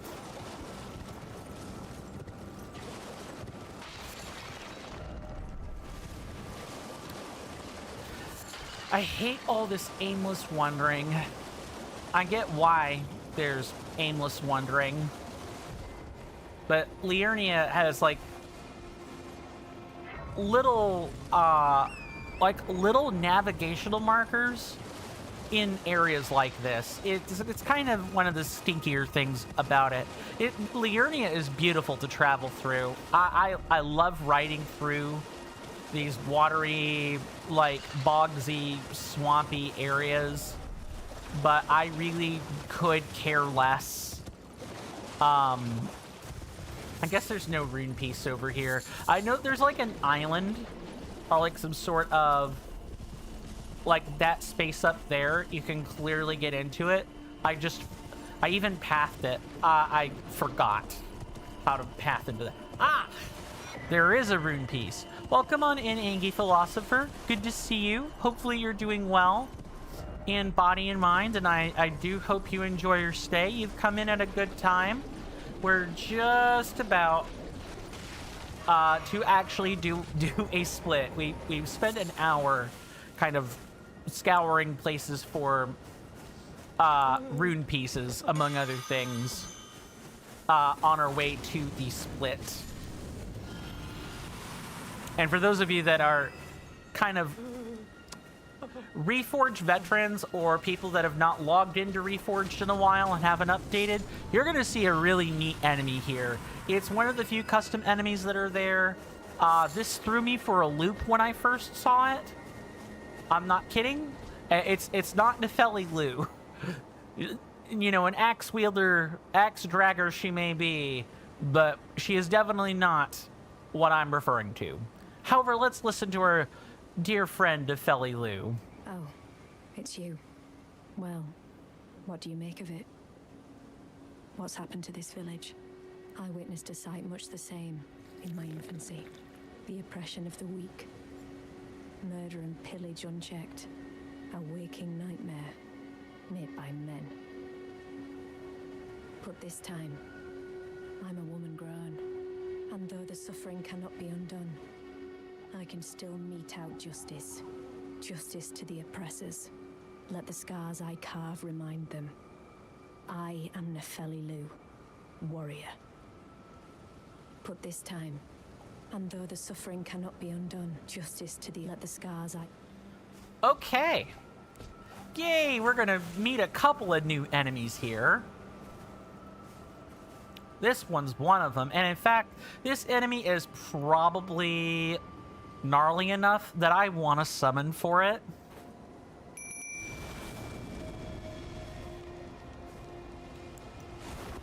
And I would like to enrage the summon.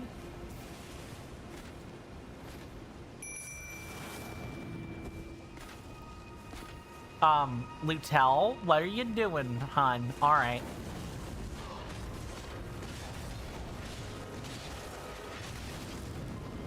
Look, this thing is, this enemy is an Iodex, or Champion Gunder port. It's really cool. Yay for Infinite Sign Farm, says Angie Philosopher. Yeah, I suppose so. Ow. They hit like Mack trucks, though. Like, really, really hard Mack trucks.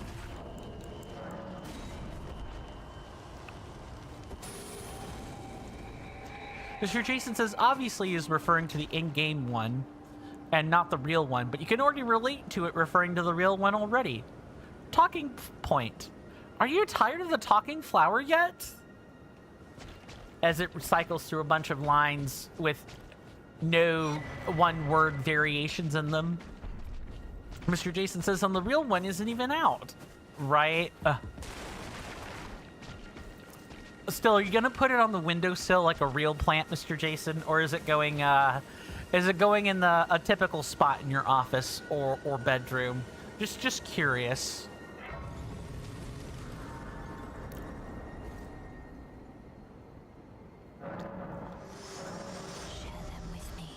If you don't know, you don't know. It's all right. I just think putting it on a windowsill would be funny because it's not a plant. It's not a plant, but you could treat it like one. It's kind of funny,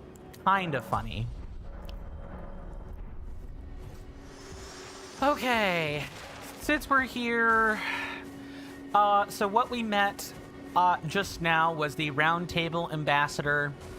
It had moves from Dark Souls 3, Iodex, or Champion Gunder. I know from personal experience. Mr. Jason says, indeed, and if it annoys you, you can just water it. Oh, do talking flowers not like water in the game? Or, do you mean you could short out the electronics?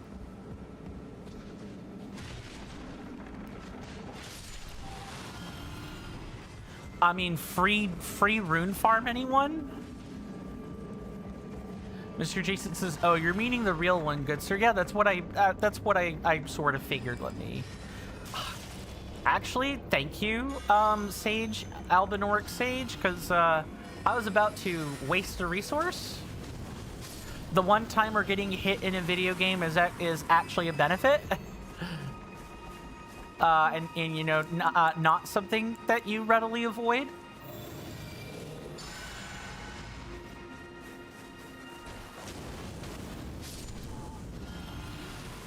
So there is a rune piece. I know where it is. It's right over here in this corner. I know exactly where it is. But we are getting something first before we do that. Mr. Jason says, are these the famous Albinoric women? Albinoric women. No. Where's this on my bar? Hang on. I have it somewhere. Find the Albinoric woman. No. These are not the Albinoric women. We will meet their wolves later that they ride on and shoot arrows from. We will meet them, but we won't be meeting the Albinoric woman for a while. We got to go through Western Liurnia, and we're nowhere near to discovering it yet. We got to do some things in Eastern Liurnia first.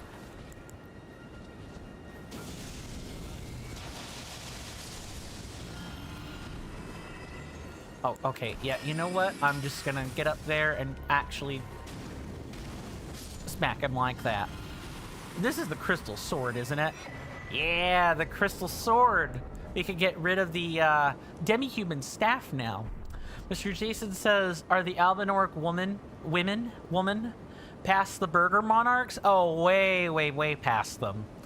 The Albinoric women, plural, are in a place called the Snowfield, the consecrated Snowfield. You can also find them in some other spots, but their primary domain is the consecrated Snowfield. Why? Because the Albinorics, their lore is that they had heard about like Miquella's Halleck tree, one of the shard bearers. Miquella had a dual aspect, or what is theorized to be a dual aspect called Saint Trina, which means that Miquella had domains over a lot of different places. He was considered, you know, the demigod presiding over love, more specifically, I think it's Eros, like charming. Not so much love, but charm. But he was also known for being able to cure ailments and sicknesses through unalloyed gold, very specifically. It was something that he had worked on after his time with his father, Radagon, or who is said to be his father anyway. I'm forgetting a few bits of lore here, but the important point I want to make is that upon hearing this, the downtrodden Albinorics, who were created using silver and whose legs were generally wasting away or their feet were considered infirm, as they put it. I want to be careful. I'm gonna have to rest like right now. They began traveling en masse to Miquella's Halleck tree. And a lot of them ended up stopping in the consecrated Snowfield. A lot of them couldn't quite make it to the promised land. Miquella's Halleck tree was considered something of a promised land for them. And so the women, whose feet were lame, that not infirm, but lame, rode upon the land in wolves, on top of the backs of wolves, and set up installations where they can magically infuse their arrows to stop intruders, or shoot from really long distances, or remain mobile on top of their wolves, in order to scare away intruders. So that's where we're going to meet them. That's not until basically past the halfway point in the game. Mr. Jason says, oh, Mr. Coin, someone said this about the talking flower generally. Generally, the character design is below them. And someone just replied with, didn't they make a Mario game where your main companion is just Mario's hat with googly eyes? They did! Cappy, right? I think that's the name, Cappy?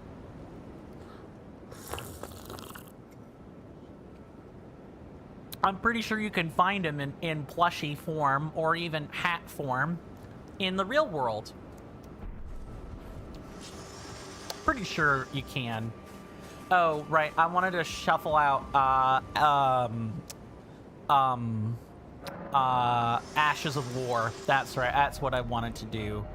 I wanted to do this and undo that enhancement and enhance this with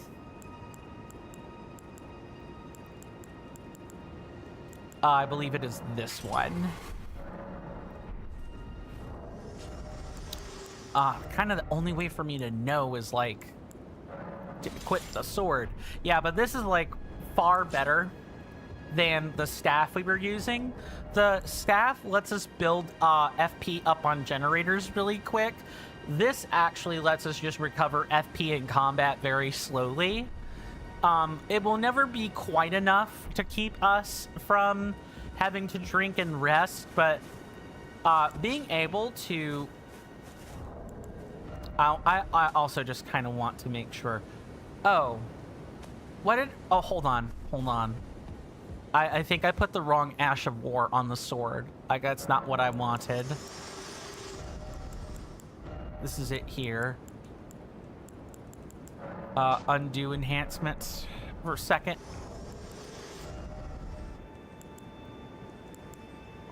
Lively. I wanted lively. The rare lively one. Okay.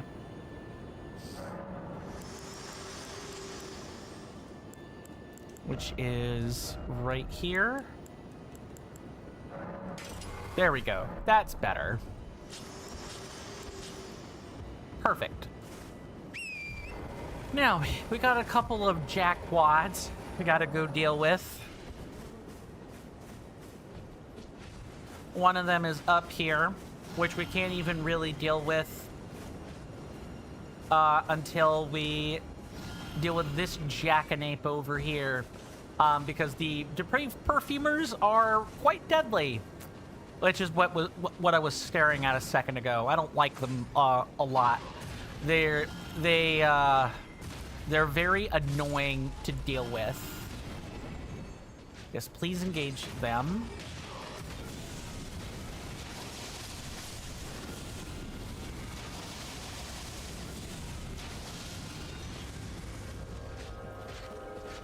Come on.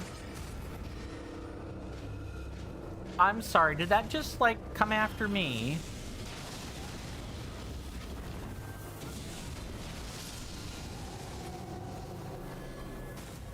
I guess it did.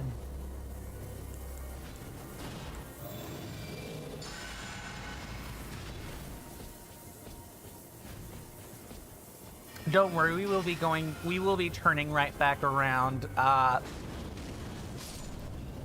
I just needed to deal with this guy first. I know from the scouting file, I ended up getting ambushed by him while I was fighting the depraved perfumer, and I died because he hits like a Mack truck. Because Iodex Gunder also hit like a Mack truck. Alright. Angie Philosopher says, huh? Fighting them with spells really is much easier than with melee. I'm glad I made it look easy. However, I will say, with that one, I had help. I literally used the Albinorics to my advantage to make that happen. I promise you, if I were fighting a real one, like one by myself, like that one down there, let's say I didn't actually summon Lutel for it, I definitely might have died.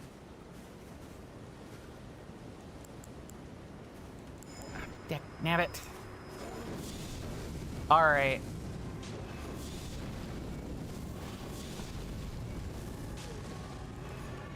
I know they're gonna drink, so let's just do that.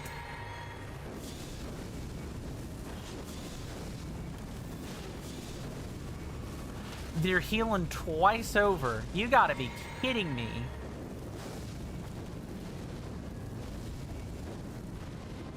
Thanks for delocking my camera. I really appreciate it. Yeah, these guys are very annoying. I don't like the depraved perfumers that much. They're not as bad as the Royal Revenants, but they do suck a lot. Like, huge caca is what I'll say about that.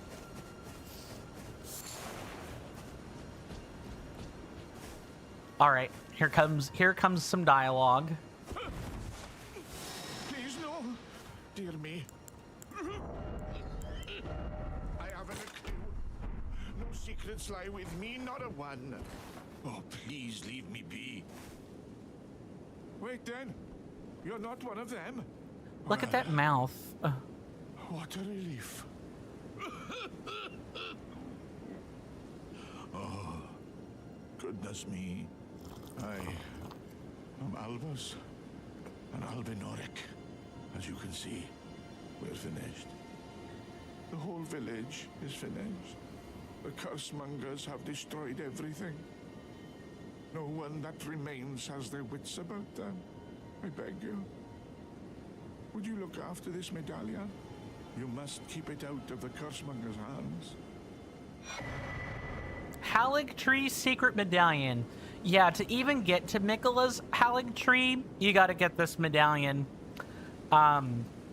This starts like a huge side thing that you really don't have to do in any percent or, you know, main bosses or whatever the category is now these days. But this medallion will be the source of much frustration for our own run.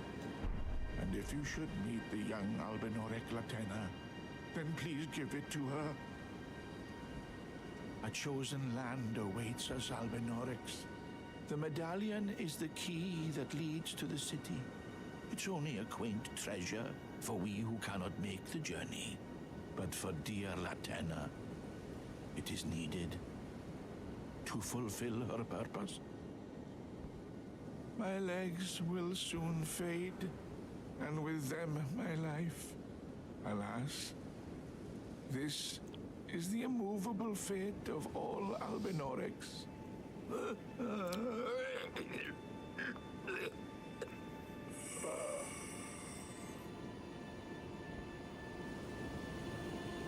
And dude's just gonna die right in front of us. Wow. Isn't that nice? Not. We don't even get runes for the whole exchange or anything. Mr. Jason says, it makes sense, good sir. To get to me and to get to you in Super Mario Maker 2, you have to complete 94 wonderful levels. Fair, fair.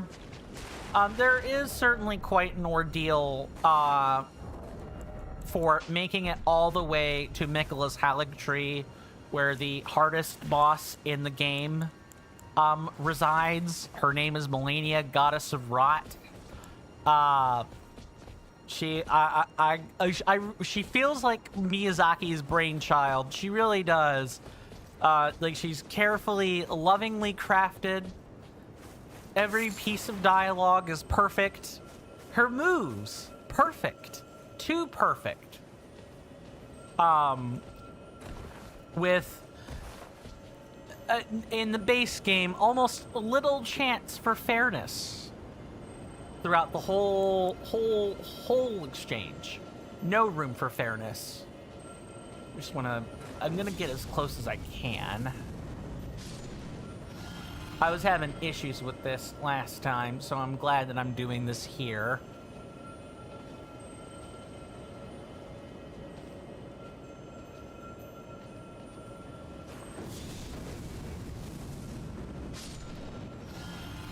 Mr. Jason says, and only 8 people have ever reached you. How many clears did it have to take for them to actually beat you, though? Like, did they have to play some super secret level at the end of all the castles? Let's see if I can't, like... There's a dog back here, and I'm wanting to see if I can't, like, try to take it out, like, snipe it. I don't think I can, though, unless I literally go back there. Mr. Jason says, nope. Fair. Just all levels in existence at the time? Fair.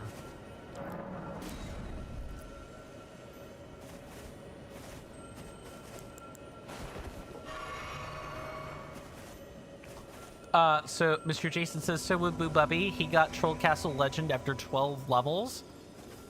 Nice. And the later ones had to do more, which makes sense. Okay, let's summon our necessary guys. An Omen Killer is a right difficult encounter. So, what are you guys doing? I'll see you guys on the other side of this.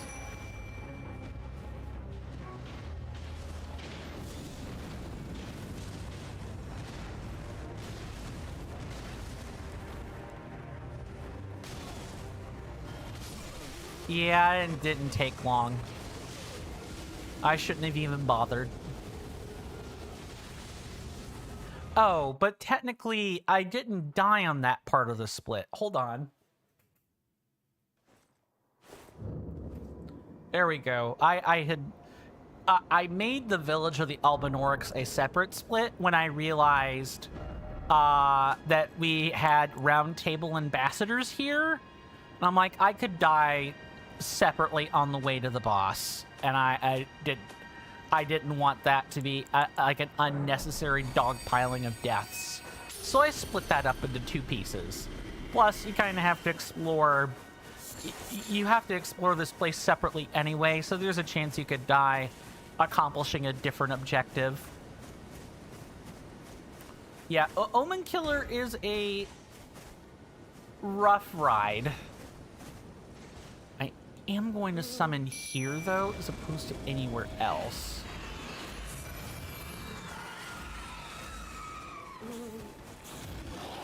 I'm gonna let the mob here kind of overwhelm him. Way better. No annoying healing afterwards.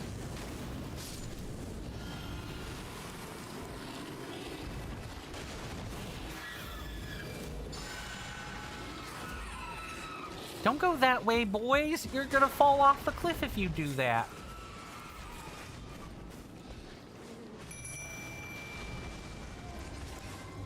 Like that. Wait, these are 2 separate summoning instances? Wait, what?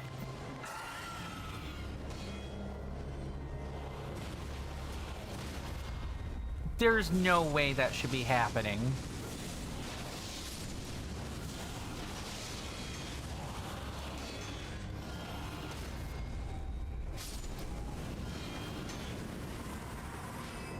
I guess so. Alright, I have to pick.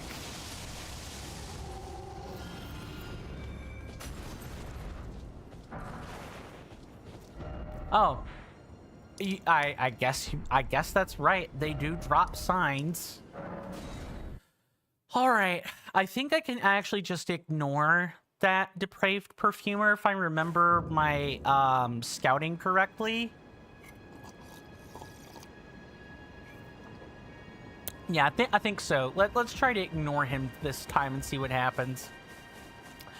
Because this is so different from what I had to do last time with the village of the Albinaurics. I have not had a chance to internalize this particular part of it yet.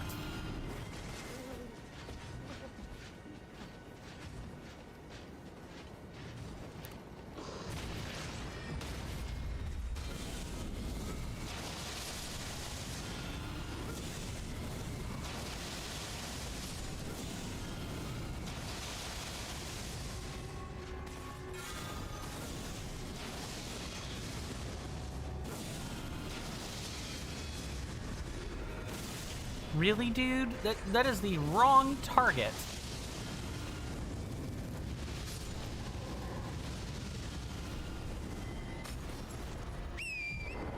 And Give the Philosopher says you can just ride through to the Omen Killer, drop down to the right, take care of the dogs, and can summon for Omen Killer on its own. Okay.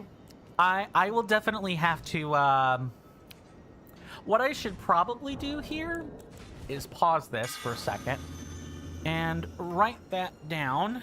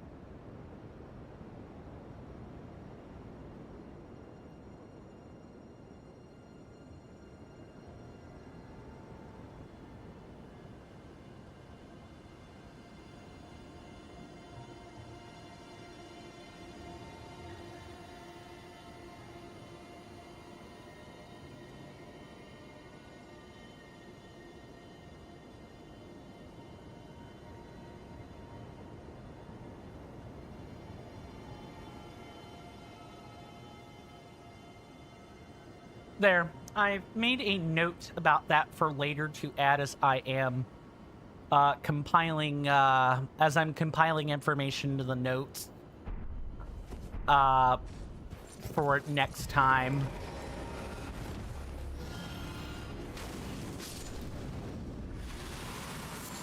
Thank you for the tip, Angie Philosopher.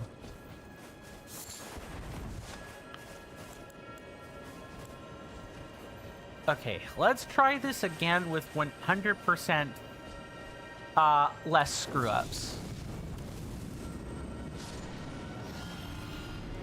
Angie Philosopher says 46 pages for the document already is insane. Oh yes, my note-taking system has improved. I have also added more to it compared to what I did last time. I think before there were like 38 pages and no like heading system. I used Control F to do that back in the day. But I have up to like 6 different headings. The max that Google Sheets will let you do. I also try to, although not perfectly, I try to write more than just here are boss weaknesses. I try to say, oh, I think I should use this spell for these summon windows, blah blah, or for those attack windows, or I will specify what summon I think is best. I'll even write musings as well.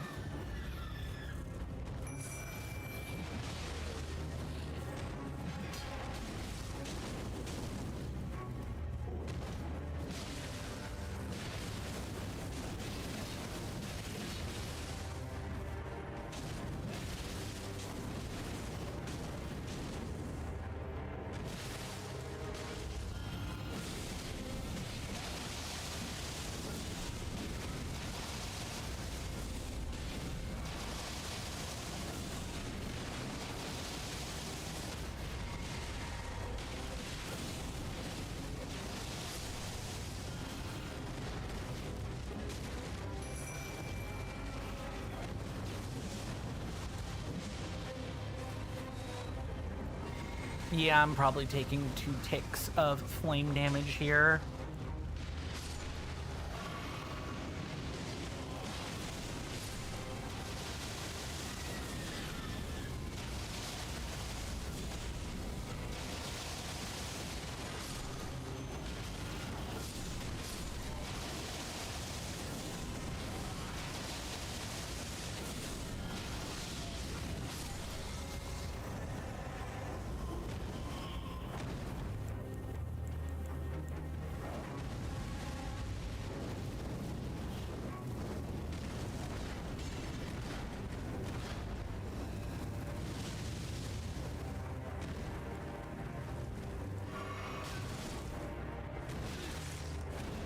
Dodge through him. Stop dodging. Yeah, stop doing that. Perfect.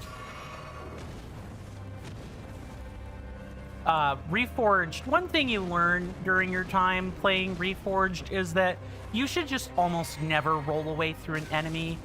unless, you know, rolling away is very clearly telegraphed, you get super omega punished for doing it. Elden Ring already did this.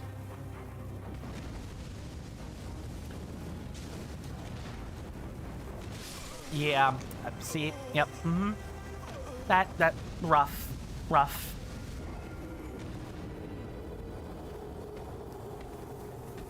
I should just be using I need to be using the FP more there. What the heck is this in my pocket? Oh, it's literal spoon. Oh well. Angie Philosopher says that attack is always so delayed. It is. It is. That's why I summoned for this fight. But I know one thing I probably need to do is I need to learn.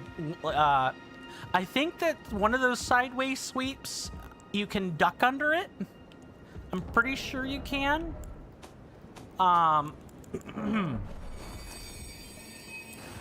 But some of the rest of them is just... My instinct as a caster is almost always to dodge away from something and not through it. I'm just gonna wait for him to, like, attack them. And just kind of, like... do this. Okay, and then very quickly... I'm gonna hope that I don't aggro him after having ridden or rode past.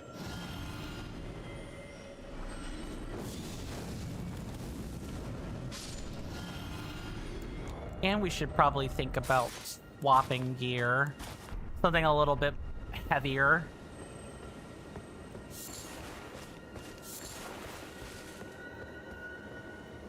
Oh, he's just gonna go about his business.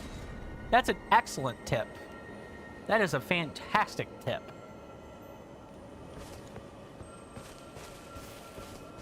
Now, if I want... One issue I had was my summons were going after this one over here. Really?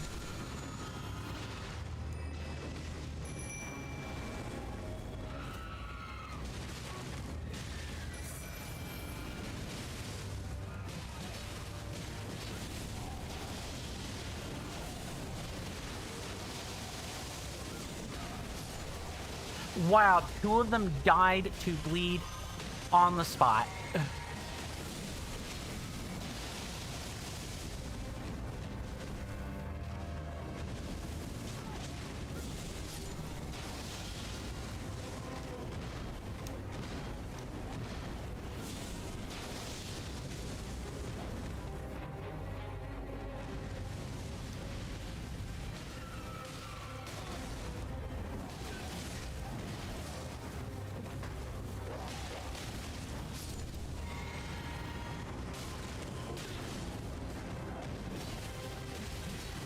Yep.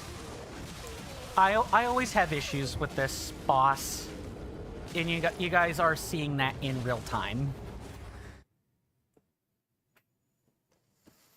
I might as well sit here and wait for the advertisements. I might need to sleep. I might need to sleep those. Today is just not going according to plan. I can feel it already. You hear that off in the distance, my senators and inductees? That is an ad storm. In about 5 minutes, it'll blow over us, and then we can get right back to the gaming. Thanks. I really appreciate everyone's time that they've spent here. It means the world to me. It would also mean the world if you could electrify my algorithm by following my Twitch channel, subscribing to my YouTube channel, liking the video, and or streams on YouTube, and even leaving a comment. Doing all of those things ensures that when I zap your feeds with a live or a long-form content notification, you don't have to worry about missing any quality content. thank you guys so much for sitting through that. We do take commercial breaks around here. Although I'm thinking about sleeping these particular ones at least until we've had one practice round, because otherwise we might as well stay here 4 minutes, and that's not a good way to conduct a stream.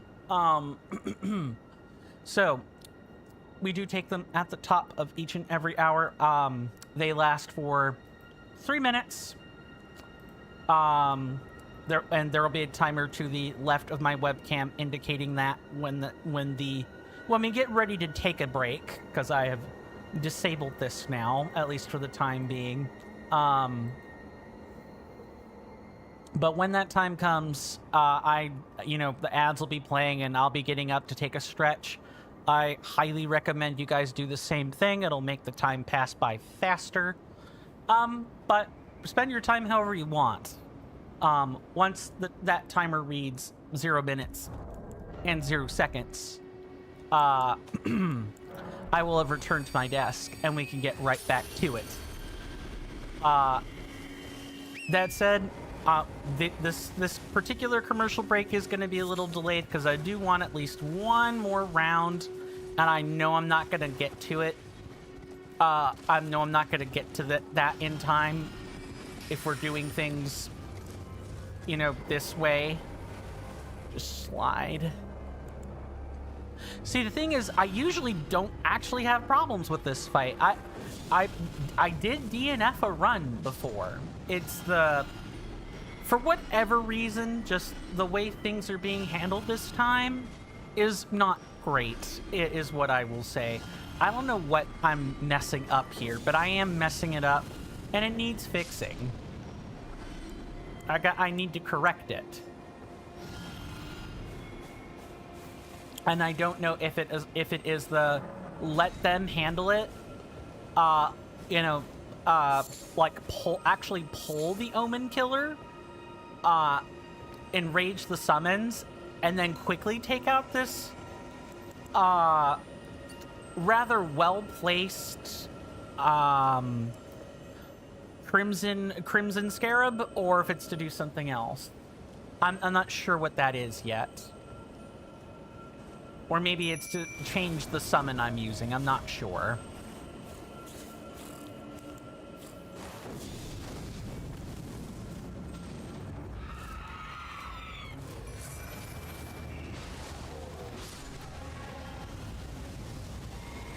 Nice. I love taking tick damage for no reason.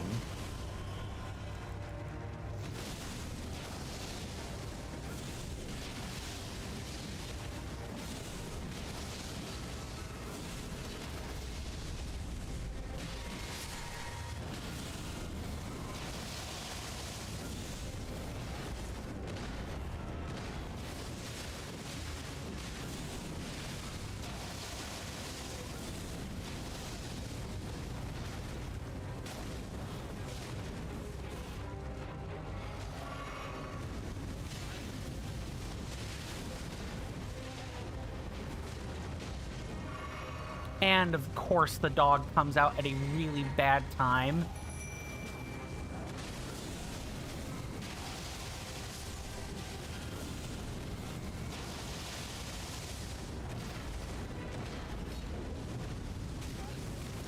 Wow, this guy is a rough ride. What did I step on? What happened? Wait. Do bleeds have a small dot applied to them now? Or did I step in flame and not see it? I probably stepped in flame and didn't see it. Yeah, there's no... Yeah, that's not the point of bleeding. That's not what's supposed to happen. Probably fire. Oh, well, look. If I had kept the... if I kept the timers on, we would have had a break at about this time anyway. So, let's go ahead and take that break, and when we come back, more of this. I apparently have to completely change what I'm doing, because something I did for my previous methods is not working now, and I do not know what that is. I'll try to think on it during the commercial break. See you guys after we take said break.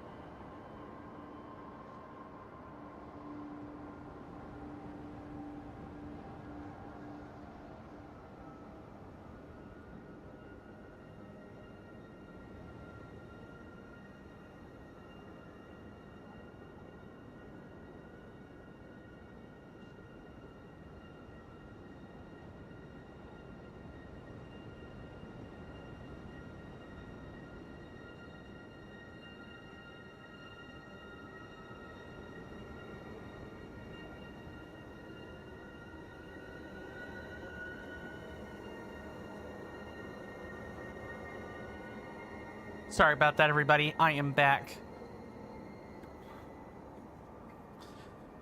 Well, time for practice, right? I forget. We've died 4 times, right? I feel like we've died 4 times. just in case. I'd rather overcount than undercount on deaths.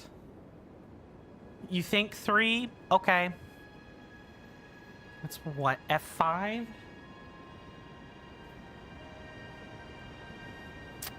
No, I feel like yeah, it's shift and a number.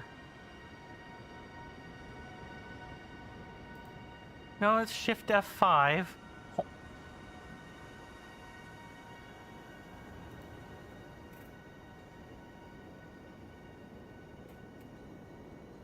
There we go. We have plenty of these. And I guess before continuing... welcome on in, Ruin Foster. 1208, welcome on in on the Red app. Good to see you. Hopefully you're doing well in body and mind, and I hope you enjoy your stay. You've come in at a mildly frustrating time. We're coming in to realizing that some of my old methods do not seem to work. Probably because I need a different... I need a summon that is a little bit more inclined... a little more inclined toward this specific boss. I don't think demi-humans are it. I think I may need either I'm gonna try Lutel. I don't think Lutel is gonna work. I've tried Lutel before. And she has generally just gotten swept by flame attacks. But time to experiment. The rest of the fight I feel is probably correct. It is just the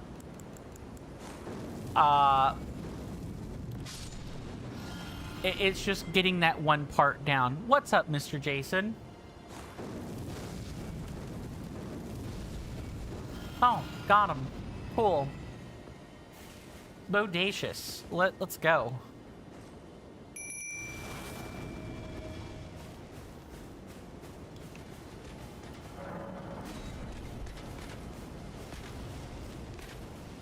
Oh, you did say you were heading out early today, good sir. Or I think no, that was for April. Never mind. It's been a pleasure as always, but Mr. Jason is heading off for the night now, good sir. Very well, Mr. Jason. Thank you so much for hanging out with us today. Your company was much appreciated. Do rest well, my lovely senator. I hope to see you sooner rather than later. But if I don't get to see you again for whatever reason, do stay safe and take care of yourself out there. And with that, let's try this again.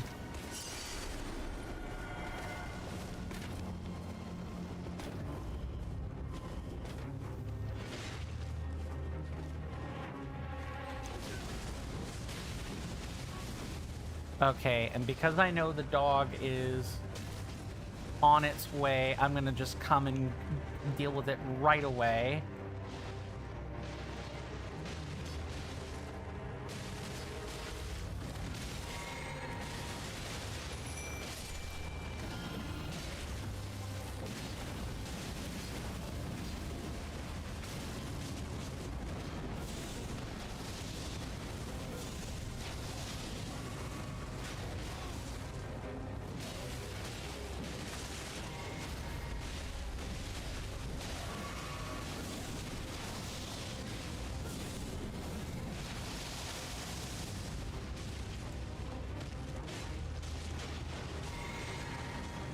I'm just gonna sit and wait like this.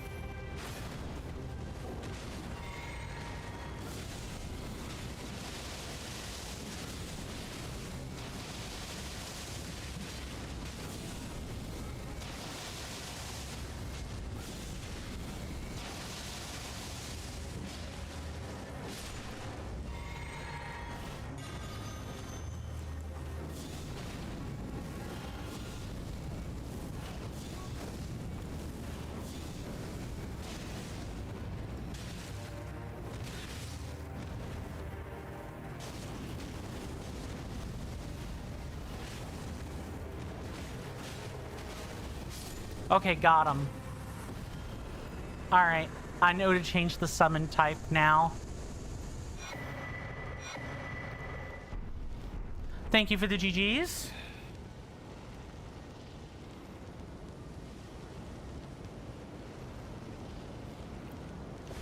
Oh, at least we don't have to keep, at least this isn't Dark Souls 2, everybody. We don't have to keep the NPC summon alive. That would be quite horrendous if we had to do that. Like, really bad. Then I would kind of be forced into positions of, like, taking aggro, which you never really want to do as a caster. I'm going to be completely honest. There are occasions where causing an aggro snap is good. Like, Flying Dragon Agil is a good example, where you kind of want to be pulling aggro between yourself and your spirit jellyfish. So if you can time it right, or you can get the jellyfish to, like, constantly spray Agil with its poison spray, you can have an instance where Agil just does not know what to do with that, and you can get him to loop in. You can get him to loop in on himself. That ate my jump. Right, I remember having to arc around quite a bit in order to avoid the branches on that.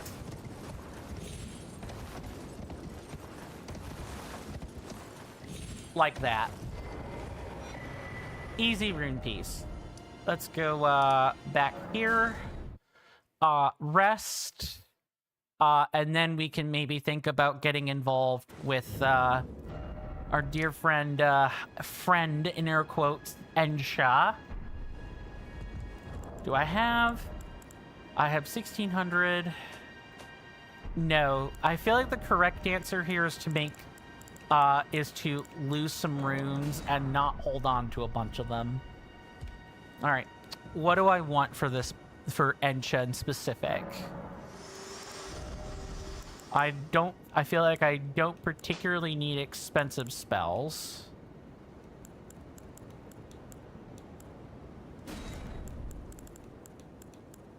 I actually think I've got a decent blend of them. Okay. We're ready.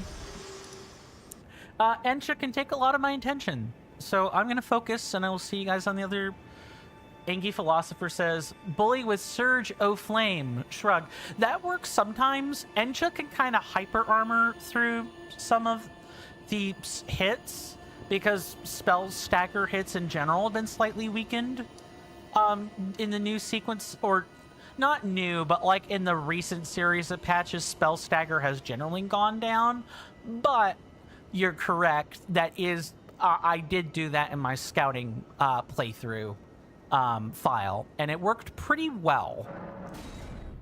You basically just can't let Ensha get too close to you, and you also have to take the time to drink.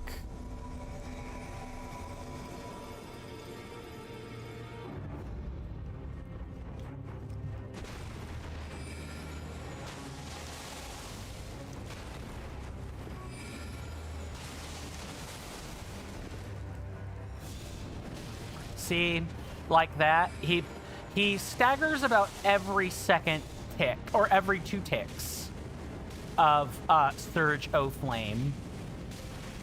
And he can sometimes, like, start hyper armoring through some parts.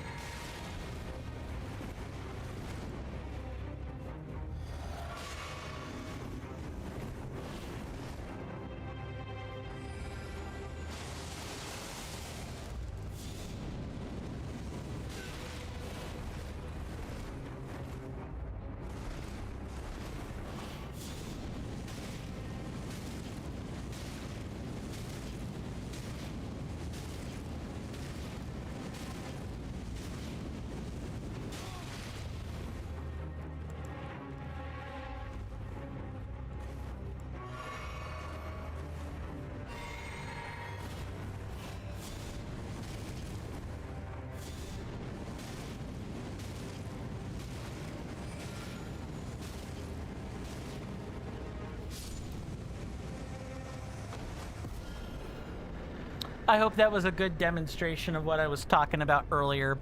It works. It's really hard not to get hit. And also, Ensha can sometimes just come right out of the gate and start with, like, what is that? Falling Stars, I think, or Gravity Well. And kind of just get a random poised, hyper-armored jump attack out. And he nearly killed me twice over that. But it works. It just works. It just works, man. Insert the Todd Howard quote here. And there's nothing really quite wrong with that. You. What is it? Oh, my apologies for that nasty business. Ensha got rather ahead of himself, it seems. As his master, I'd like to express my regret. But now, Ensha is slain and gone. Finished. Forevermore. Ah, yes. By way of apology, allow me to tender some advice in regard to the half of the secret medallion you possess. Find the Albinoric woman. She hides in a cave to the west of the Laskia ruins, which jut from the mist-shrouded lake of Liurnia. She knows the location of the medallion's counterpart, I'm sure. Find the Albinoric woman. She hides in a... She knows... Hold on. Find the Albinoric... Find the Albinoric woman. That's all you're gonna be known for, Gideon. That and being this one. Find the Albinoric woman.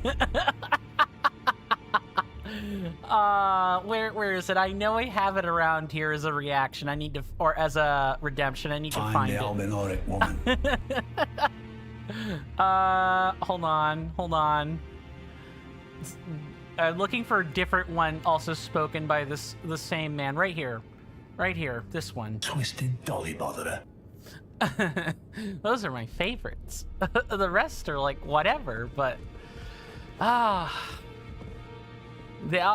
the Albinoric woman. It's the cadence. It's supposed to be spoken like a normal sentence, right? But the cadence between the specific words makes it feel more like more of a little jingle, a little bit of a ditty, as opposed to an actual real sentence. It's kind of hard to describe, but the cadence is just ever so slightly off. Oh, we have not yet spoken to you since killing Godric, have we, Hugh? Now, look at you. Those eyes tell a story of a challenger who's felled his mark. Find them well. Now lay out your arms. We're good here for the time being.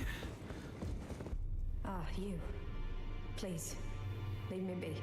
It's pathetic, I know, but I need to think.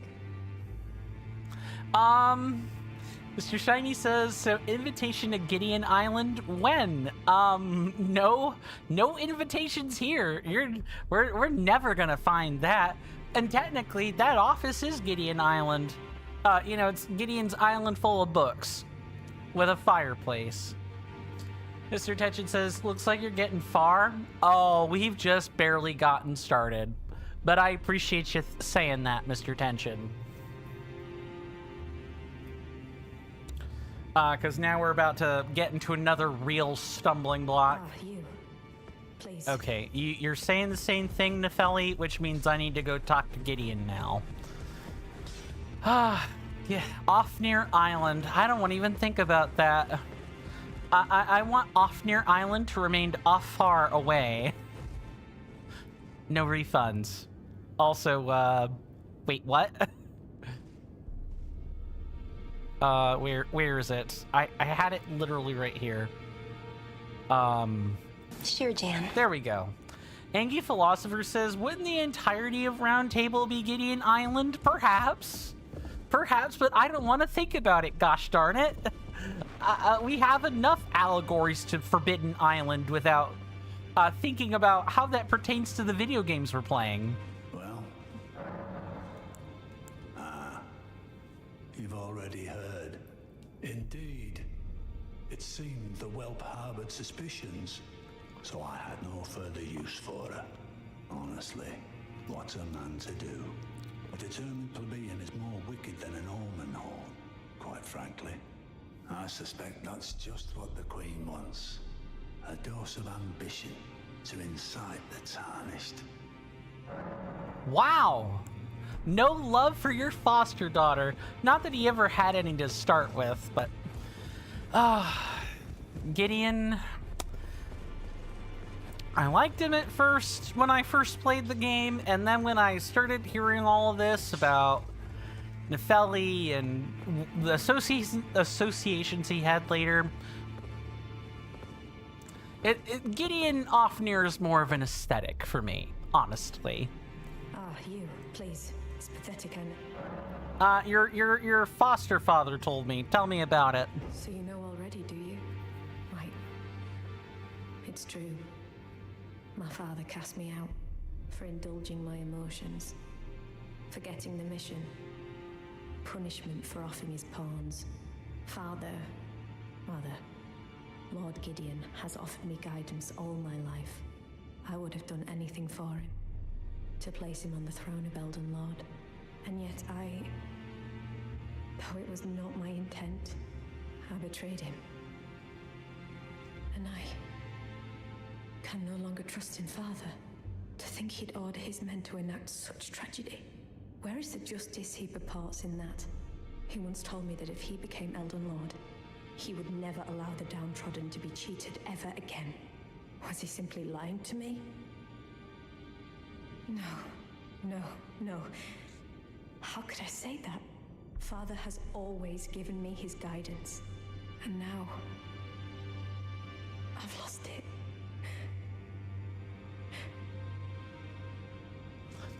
It's okay, Nepheli. You'll grow up into your own womanhood soon enough, and you'll be a much better person than Gideon Ofnir ever could be. Guaranteed. Okay, so now that split is done, we actually have to do a little bit of backtracking. There's an Everjail over here, and I kind of needed to wait until this point to do it, because this guy is hard. This guy is hard, and you don't really want to be packing around spells you don't need for the battle. It's bad.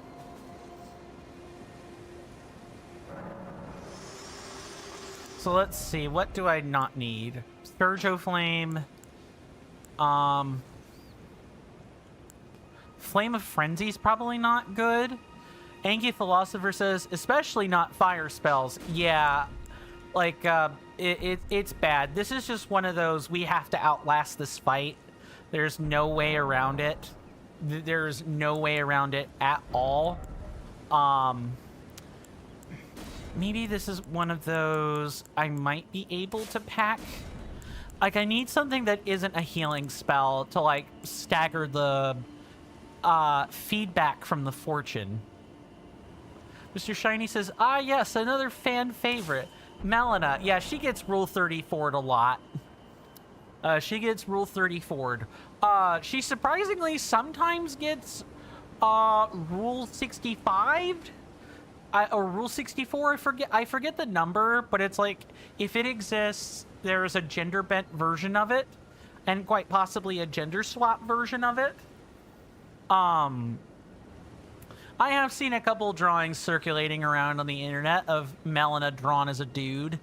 Maybe even change a letter in the name to make it sound more masculine as opposed to feminine. Angie Philosopher says, now that came out of nowhere. I mean, it did, but also, we're on the internet. I jest. The only reason I even brought that up was, you know, Rule 34, and that made me think of a different rule. So I was kind of following a chain of consciousness there. My goodness, I can't talk. I'm getting worse at that, by the way. I'm getting way worse. at that. Before continuing, please tell me I have marked these guys. Sex. Mr. Shiny says, if you don't know what it's about yes. Thank you for the redemption, Mr. Shiny. Thank you indeed. Where would that be? Would that be cruel blasphemies? How do I not have either of them?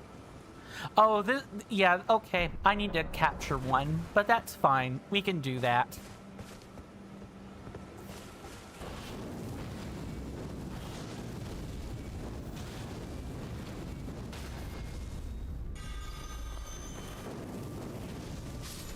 There we go. That's one. I can't believe we'll have to get a fire monk. I know where we can get one pretty easily.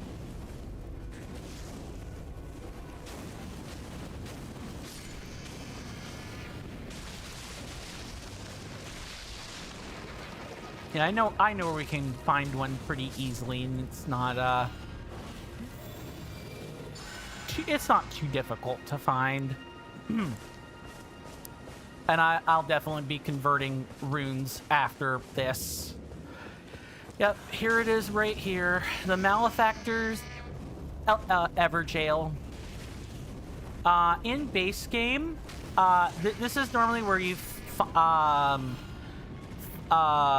fight Adan, Thief of Flame. That took me a second because I'm so used to Thief Taker Akashio that it's not funny. But no, this used to be where Adan was, and we're about to see him get clapped. We're about to see him get clapped.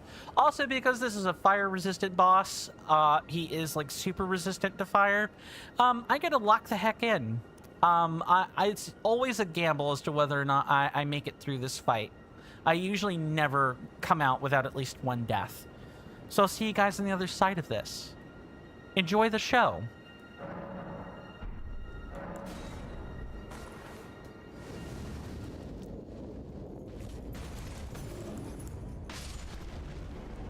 Oh, literally clap by those cheeks. You're absolutely correct.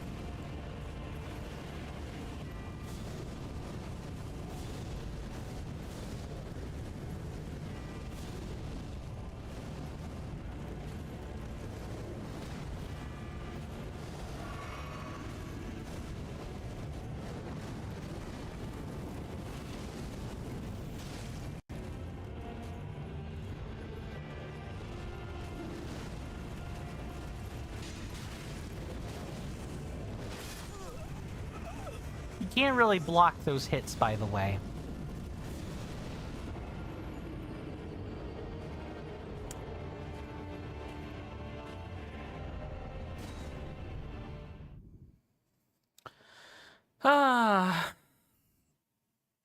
But yes, literally clapped by cheeks. I wanted to Angie Philosopher says, aside from the charge, all of that looks pretty manageable. Yeah, like he takes fine damage and everything.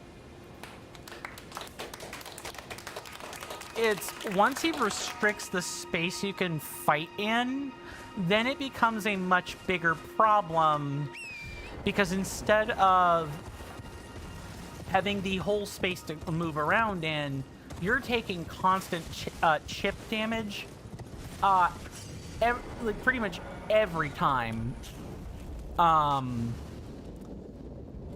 Like every time you even step a toe outside of this like stone dais or whatever it is.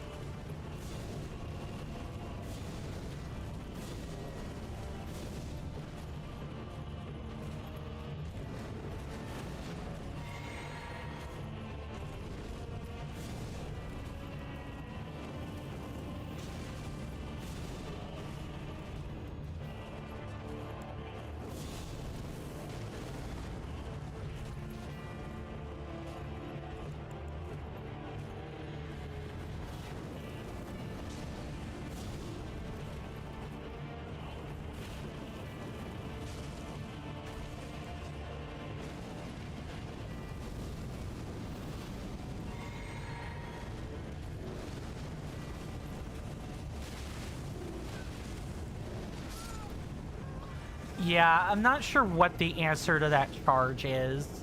If I block it, I die. If I run away, I get clipped by the flame, die. I know that, and I know that deflecting is like a huge deal. I don't even know where to start trying to deflect that.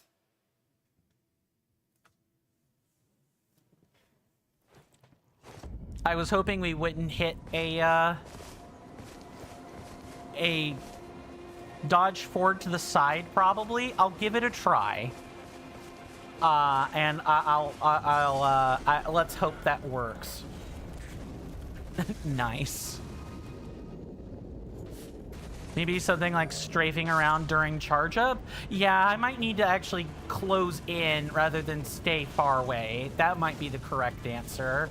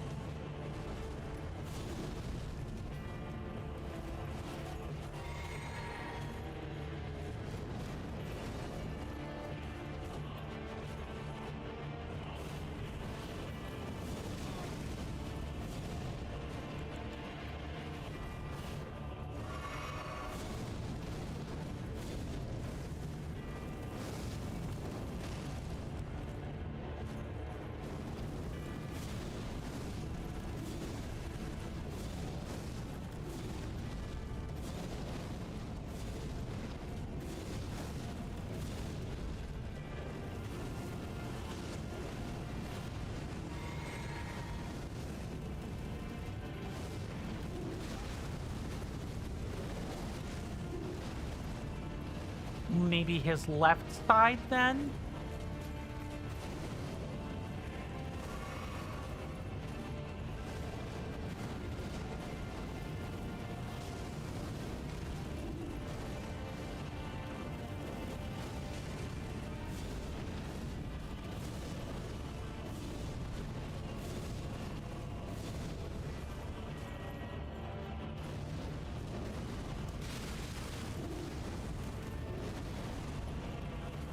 That seems so messy. I think the core idea of that is right. I don't know.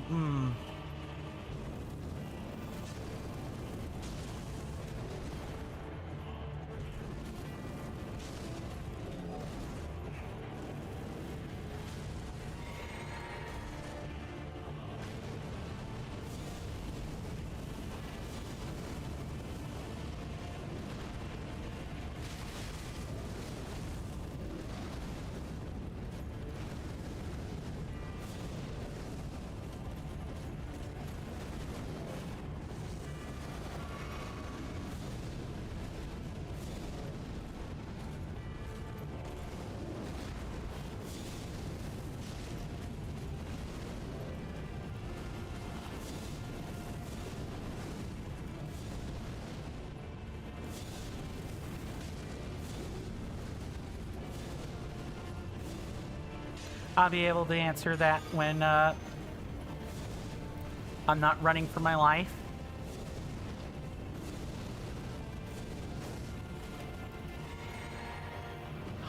No, no, no, no, no. This is a bad time.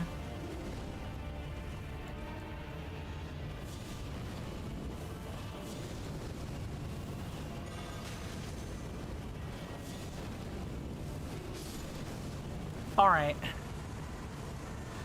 That wasn't so bad. I do feel like I RNG'd a little bit for that, but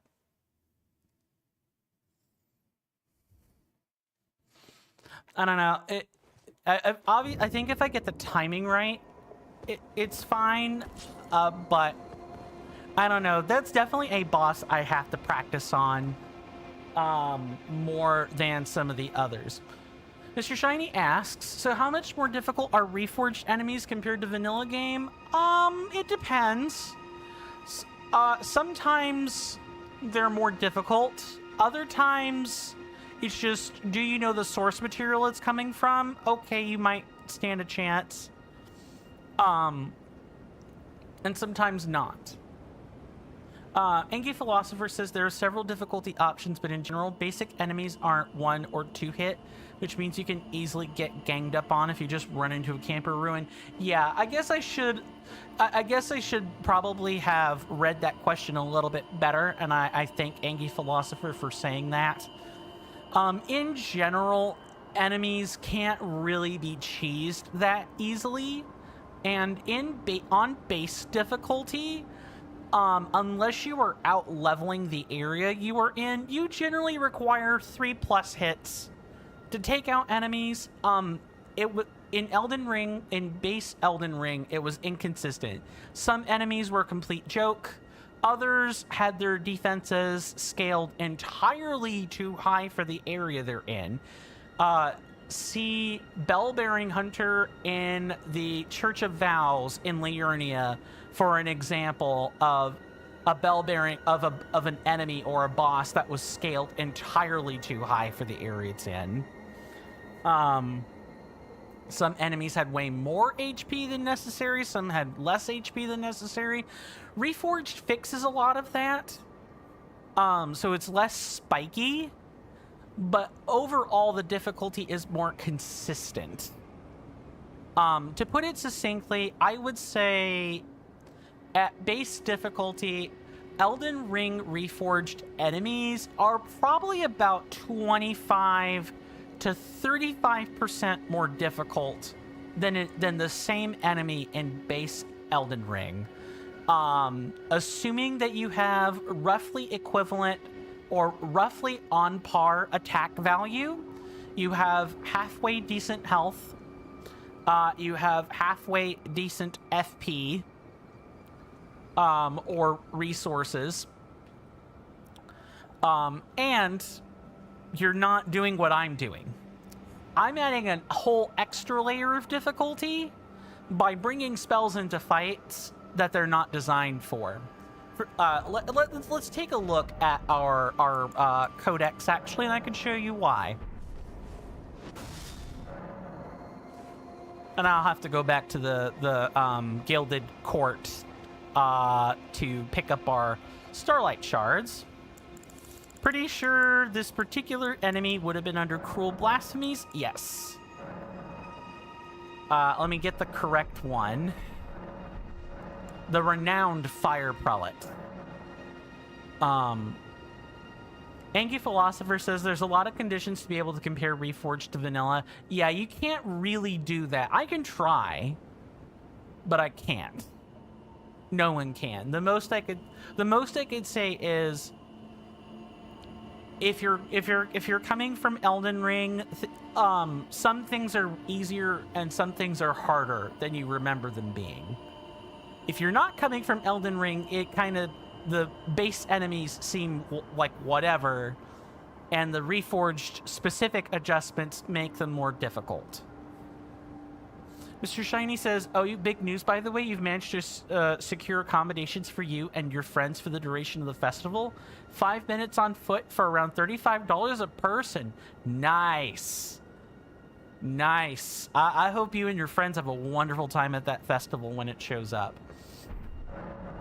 Truly. And this is what the level 3 codex entry looks like, so I can show you health values and stuff.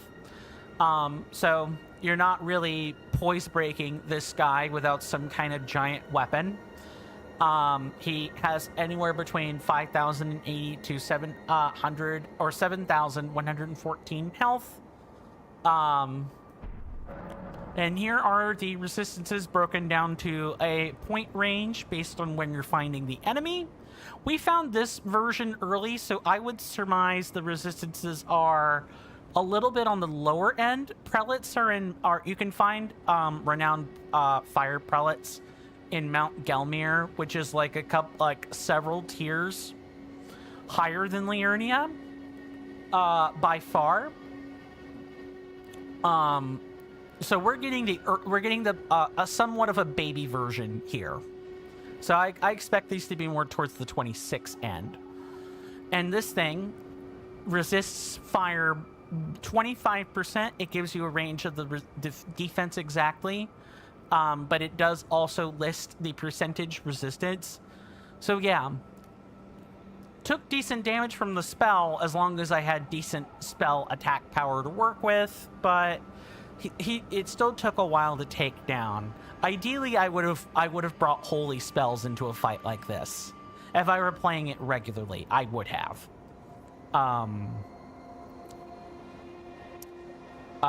Such as, like, say, golden rings of light or something like that. I had to think of one off the top of my head. Or golden star. Yeah, golden star might be one I would have brought in for that. Mr. Shiny says 5 minutes on foot from the festival place, of course. The fact that there were rooms still available just a few months before the festival starts feels like a miracle. Yeah, absolute miracle. Good job on that.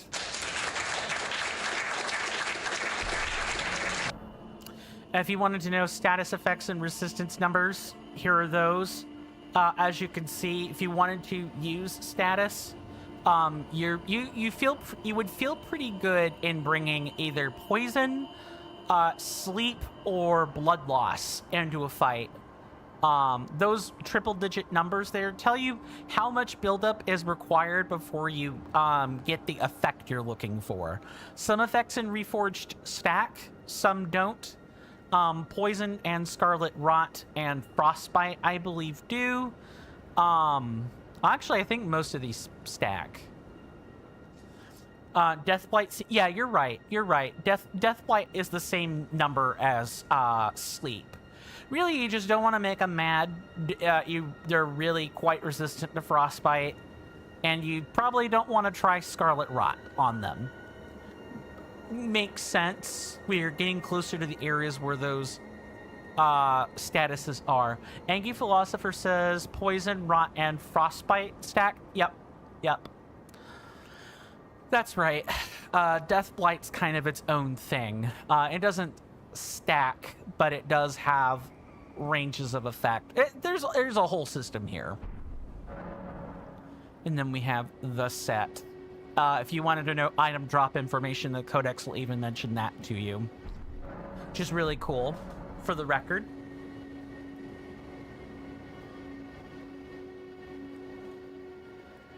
Deathblight is like the most complex status now. Yeah, by far.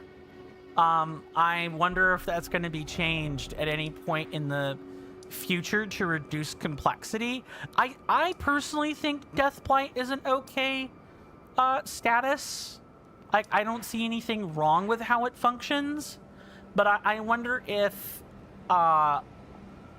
I wonder if something could eventually happen in order to make it easier to parse.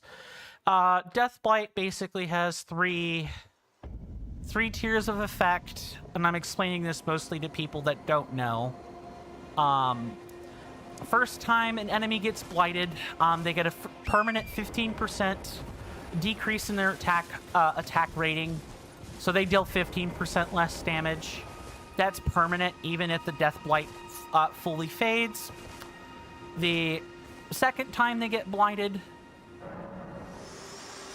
I believe they get, is it 30 or 50% reduced attack rating? I think it's 30.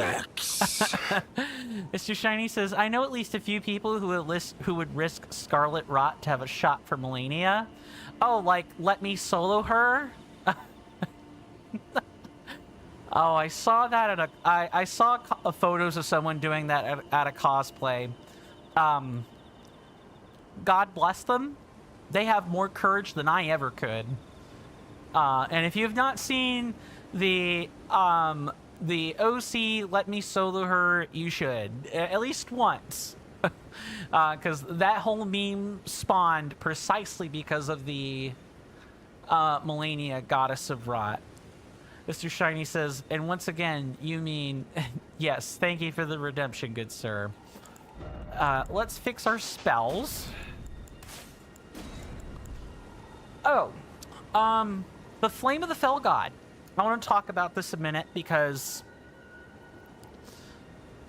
I should explain why I don't think this spell is particularly that good.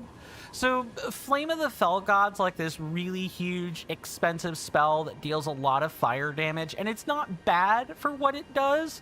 And normally, I would be like, yes, you should include the 3-slot spell. Kernifer and company went out of their way to make the 3-slot spells really good. But you are way too exposed casting this spell. It's really slow to get off. And in a challenge run, you just don't have that type of time to be waiting around. Let's see, where we headed? Clean Rot Night? Yeah, we're gonna want this spell. You spend far too much time attempting to cast the spell, and that's usually the balance for 3-cost or 3-slot spells, is that you're almost always having to wait around for it in exchange for the damage it deals. It's still just almost never worth it. It's still never worth it, or almost never worth it. It can clear out trash like no one's business, though. It can absolutely knock out random enemies within like 2 spell casts. It's pretty good in non-boss situations. It's just not particularly very good otherwise. Because otherwise, if it were, I would definitely consider... I would consider Faith a lot more, or Faith builds a lot more in the early game as it pertains to this challenge run. And only this challenge run. I have a little bit of a different opinion on Faith when it comes to like lightning or holy spells. If that were our run instead of fire, I would probably have a Faith build right now. Because the game just generally pushes you in that direction on finger seals anyway, and the spells that tend to fall under those damage types have higher faith requirements, compared to fire spells sometimes. Angie Philosopher says holy would be int faith TBH. Yeah, you're probably right about that. A lot of the spells also have int requirements too, so... I'm trying to think. I think that is still purely an incant, like, playthrough, yeah? I don't recall any, like, sorceries that deal holy damage, to my knowledge. That's like a pretty exclusively incant thing. People are wondering what the heck I am doing. I am getting a codex entry real quick. And it's one we should have had right from the very beginning. Because we had plenty of opportunities to go after these flame monks for it.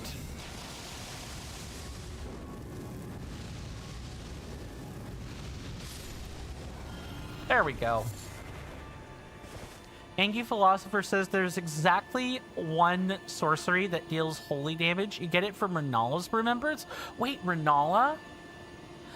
Aren't those magic damage spells? Did that change? That might have changed in recent patches. My understanding is that you got, like... What? It's like full moon or dark moon? Huh. I look forward to remember the gravestones in phase 1. Oh, yes. Yep. You're right. I totally forgot about those. Yeah, those gravestones deal holy damage. It's a weird spell. It's a very weird spell. But, I'm glad it's a spell for what that's worth. Why am I going this way? I know why I'm going this way.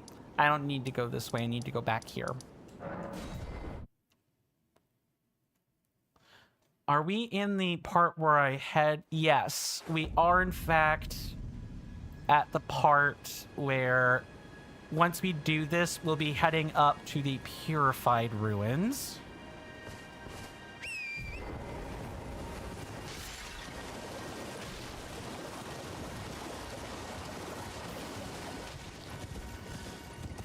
Elden Ring has a lot of Rule 34 art. And you know the kicker? The kicker about that is that the... What did I trigger? Or oh, it's a squirt. Hello there, little squirt.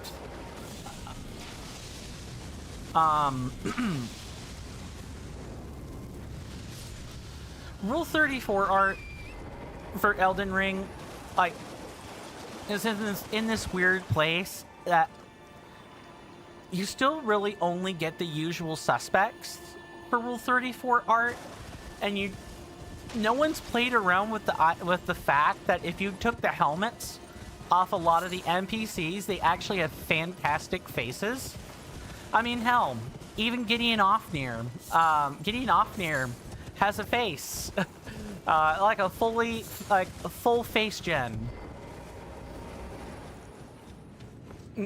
Dude, people are so busy making a caricature of him that they've not bothered to look at the face. He looks all right for a really old dude, I suppose. Not that I would ever do anything with that, but... There's one thing about Gideon Rule 34. I'm sure it exists. I really probably don't want to find that out from being... Find the Albinoric woman. Yeah, indeed, find the Albinoric woman. We're not going to be finding her for quite a bit yet. Probably 1 to 2 streams from now, but we will find her eventually. That's what the rule says. Find the Albinoric woman. That's the exact rule, right? Where are we going to find her? In a cave off to the west of the Laskir ruins that's jutting out from a cliffside. And she knows the location of the secret medallion. That I am sure. Mr. Shiny says, maybe him doing a thing with the Albinoric woman? No. Gideon's not like that. Actually, there's some interesting lore about Gideon. he had a female colleague that he did a lot of. Well, it's more like the female colleague actually called him out when he was being an insufferable asshole. But eventually she got turned into something interesting. I won't spoil what that is. Something foul. And he hasn't really quite been the same since. Your thoughts, your ambitions. He really hasn't quite been the same since. It'll be interesting lore if I can ever get the specific text off of a puppet summon for it. That's like the only way you're getting it. It is really interesting. It doesn't absolve Gideon of everything. He's still an asshole, but I can at least understand some of the relationship quirks that Gideon has and why I think he is not absolutely the worst NPC on the planet in this game. That title goes to Celavis, and to Celavis alone. Dude does not know what the word consent means, is what I will say. I'm sorry, what? How about Poop Man? Poop Man is pretty bad. He's definitely worse than Gideon. By a long shot. He doesn't know either. Yeah. Oh, yeah, him. He doesn't know either. I would say Poop Man is not quite as up there as Celavis. But he's bad. The things that he does to people is bad. The game doesn't ever say it, doesn't show it, and that's for the best. But that will be interesting lore that we get to examine later. And it's lore that I want us to savor, because once it's gone, or once we're doing a real run, we're seek lusting until the end of time. Yeah.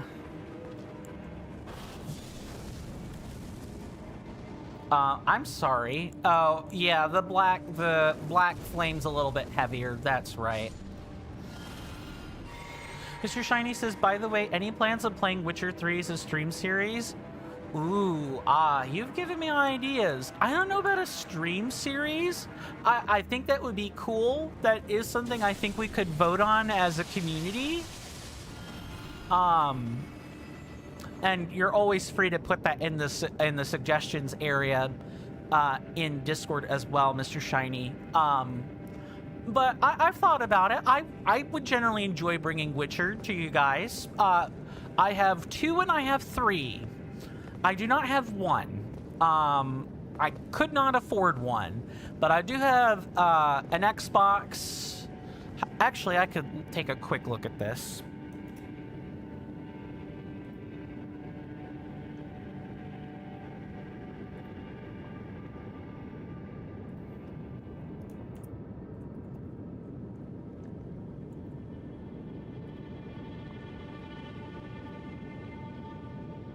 Okay, I only have 3 on I only have 3 on the computer.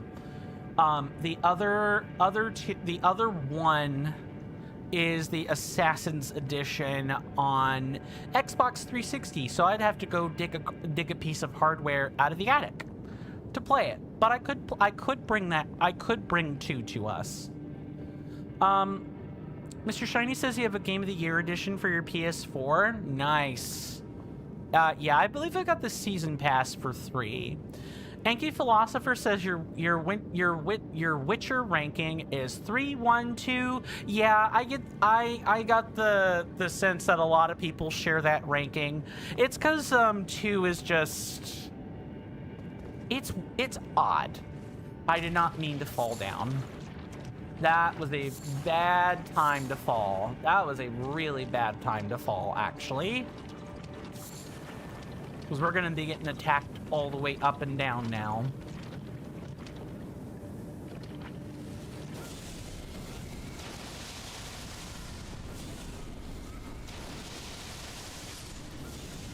Oh.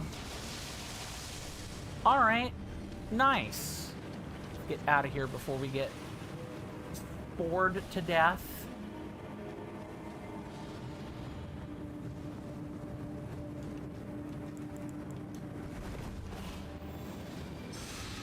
Also, I'm definitely wearing the wrong equipment for this.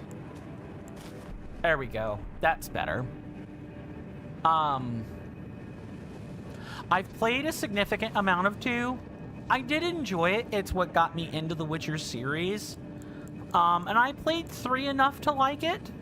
I think if I play 3, I'm gonna mod it. I've played it enough to know that it is definitely better, you know, with mods. Wait, did this guy actually jumped over here to try to get me? That's funny. You think you're being cute over there, a little mushroom man.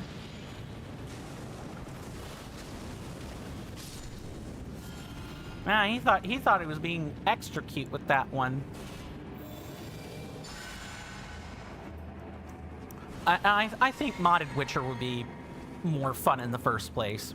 That's also like another channel shtick of mine. It's something that I do to differentiate myself from some other channels that are out there. If there's a way I can bring mods to a game, I try to do that. I think it's more interesting, and it gets it can grant just the tiniest bit of extra exposure. Oh, you're up there? Really? All right. It could give the modding community just a tiny bit of extra exposure that it didn't have before. I'm still kind of I'm a small content creator. I want to be careful here. So I don't expect to, like, make any meaningful or provide any meaningful exposure, but it's not going to be because of a lack of effort. It's going to be numbers.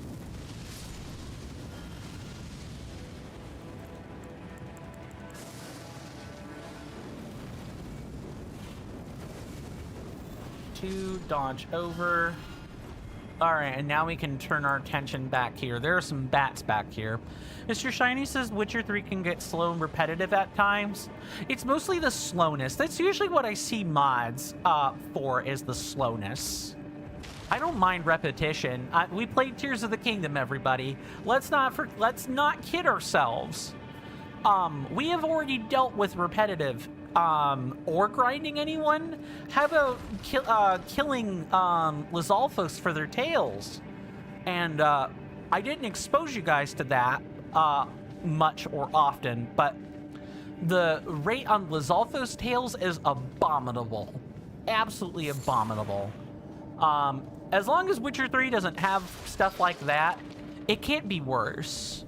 The repetitive nature of the game is something we could probably at least somewhat grow to enjoy. I cannot say the same for the speed. At least you can move kind of quick in Tears of the Kingdom. And they're different games. I'm keenly aware they're different titles. Wait, was that stuck in the ceiling? Did it fall and get stuck in the ceiling? That's hilarious if that happened. Oh, God. This game can be, even without mods, sometimes the game can be just pure jank. And that's one of the things I like about FromSoft titles, is there is a lot of jank. Let's not step in the poison. Thank you, game. There is a lot of lovable jank. Even when it's modded out, there's still sometimes some jank, and the most you can do is laugh. And, you know, kindly eliminate the enemy before they, you know, get stuck up there and die. That's usually not a great thing to have experienced. Okay, and I know there's like another... I know there's like several bats back there, if I remember right.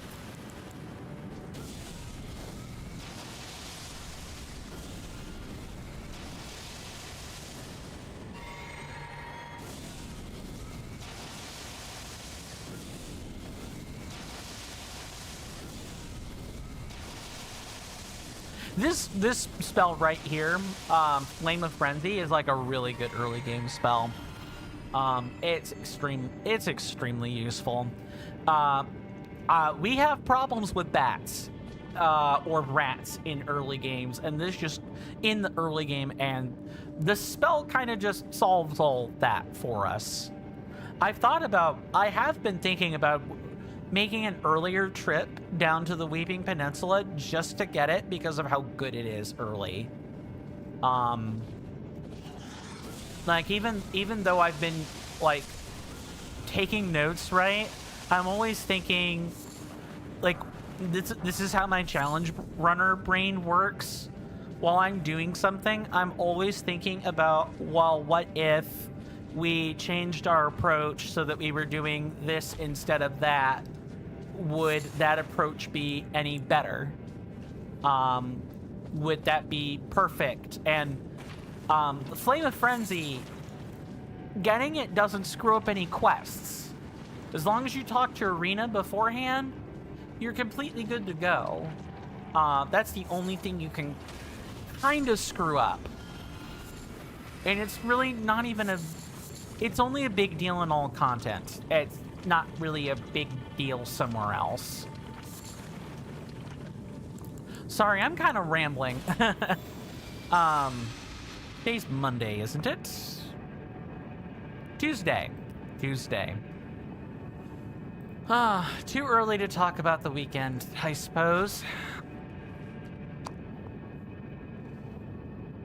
I'm thinking of maybe trying to head out to the nightclub that I talked about earlier last week. I'm thinking about doing that again in like a week and a half from now. And hopefully planning to go at a better time for that. Ideally on the weekend. Or like Friday night. And I could be prepared for that.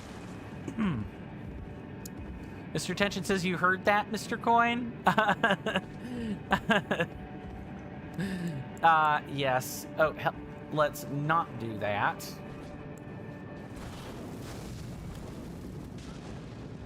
I'm sorry, what? No, get out. What am I doing? I'm being silly.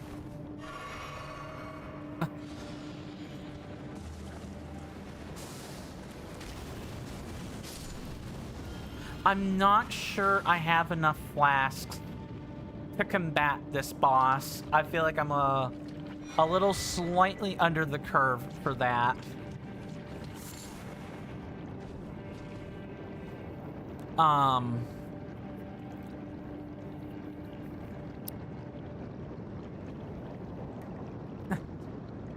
Everyone wants to talk about the weekend. I'm one of them, but I see friends on weekends. It's about the only time I touch grass, honestly. I'm trying to touch more of that.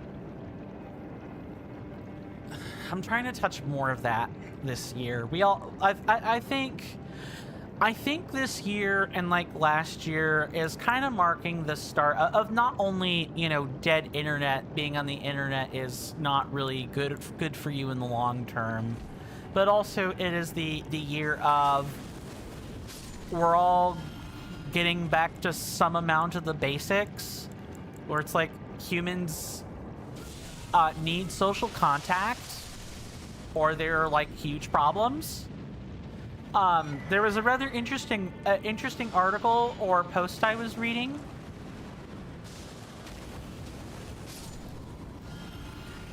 Where someone made a comment to an article, and it said that human men are touch-starved in today's society. and we like, it's the thing that men are missing. Not men everywhere, right? But mainly in the West where this is kind of a problem. But I suppose this probably happens in other places too, where men don't touch each other. And I'm not talking about dirty stuff, okay? I'm talking beyond a handshake, like hugging or you know, wrapping hands around shoulders, like friendly. Yeah, hugs, that kind of thing. And so when when men go out and seek girls, right, or you know, people they're attracted to, men get really extra touchy, because when someone who loves them is touching them, they've already been so withdrawn from having little to no human contact, that human men can experience a huge surge in emotions. I'll have to find the article because it was an interesting read, and I'm sure some of it was junk science, so I do want to be careful with that. Please don't take what I'm saying as gospel or truth. It is not, but I do think there are a couple of kernels of truth to that. So I want to do more of that this year. Not so much get touchy, but just like go out and experience human beings. Mr. Shiny says hugs. I need hugs. I can give you internet hugs. Sorry, internet hugs are no replacement for the real thing. Let's see if I can function off of minimal flasks, shall we? Clean night shouldn't be hard, but I don't want to treat it as a joke either. So see you guys on the other side of this.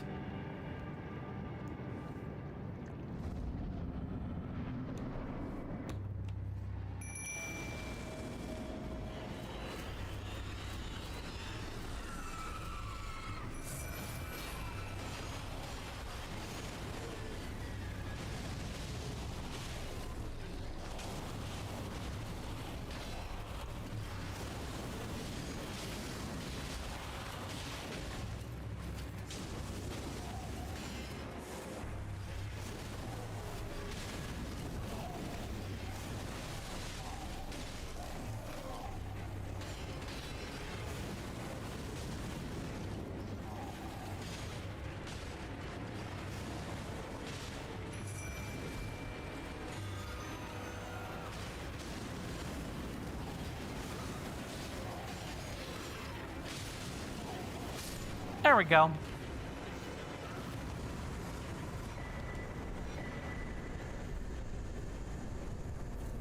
Okay, so this sort of feels like a fairly easy encounter. I'm fine with this. And them being poisoned doesn't even matter in the grand scheme of things.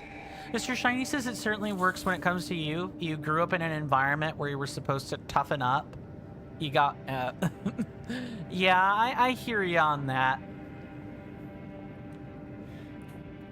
Surprisingly, that was one of the things that my dad never really, like, even though we were raised in a country household, so like Southern grit and, you know, country values were common. You know, I surprisingly wasn't told it that many times when I was with him, and it didn't even have to do with any social issues or anything like that. Most of the time, though, in my childhood, I was with my mom, and my mom said some of that stuff more often. Usually, and she wasn't a country person. She was more of the, you know, I'll give you something to cry about kind of person. She's much better now, and I never really had any problems with my mother over that or anything, but it kind of reminds me of when she did do stuff like that when I was a smaller child. That's all. I mostly toughened up and just didn't respond to bullies that much. growing up because it was just never safe for me to do so. Number one. And two, they didn't deserve the reaction I was gonna give them. They didn't deserve that. They didn't earn it.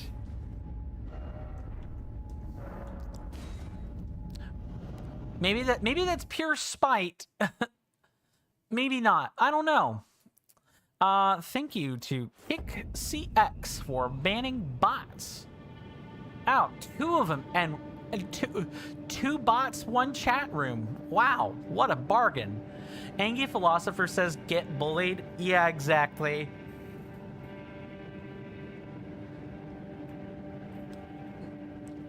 See, some of it is, or some of the bosses are kind of a cakewalk, and some other ones are not quite so much of a cakewalk.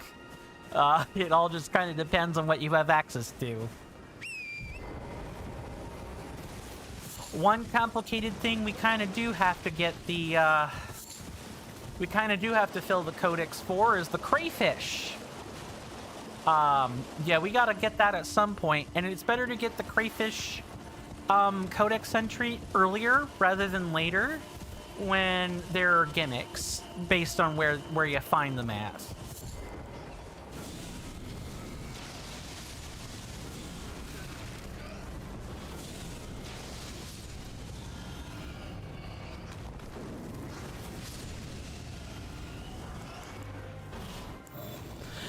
I would find the crayfish cool if it weren't for the fact that they hit so hard. They hit stupid hard, in fact. And I'm kind of having to mine these bats here.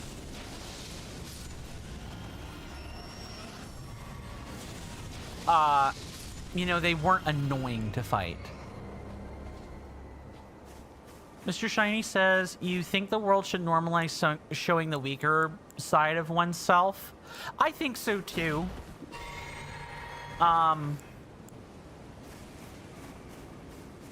do think you should be careful who you show it to. I mean, we have our own world in real life that is, you know, teaching that lesson for free. But it's the... How do I word this? I gotta be a little bit delicate about it.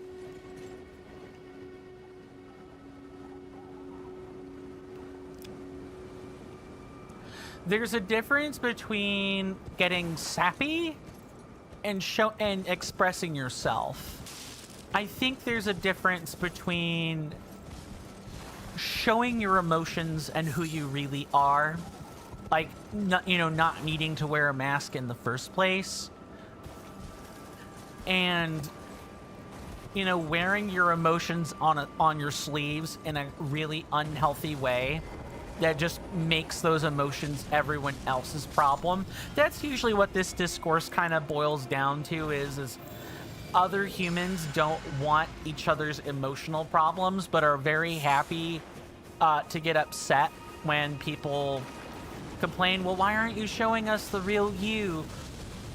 Or whatever. And the reply, or the usual reply is, I did. And then you said, I looked weak when I did that. So I stopped doing it. It's the pink square coming out of the box meme, where the pink square comes out of the box. Oh, I should do this. I can finally do this now. Insert some statement followed by a punch to the pink square. And then the pink square goes back in the box with a thicker box this time and says, never again. It's that meme circulating around the internet. I agree with the sentiment.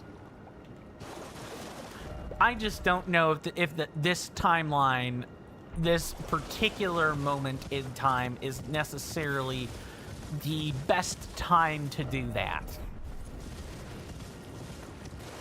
Then again, that particular statement is contextual, and I do get that. I'm looking for crayfish is what I'm doing. and I know where to find it. I just need to not be doing the Stormwind shuffle. That's kind of what needs to happen, is I need to not be Stormwind shuffling. The running around in an MMO and doing nothing. That's the Stormwind shuffle. I did it pretty famously among guildmates back in the day. Look at Larry. Larry's big now. Although Larry was a lobster, wasn't he? I don't think he was a crayfish.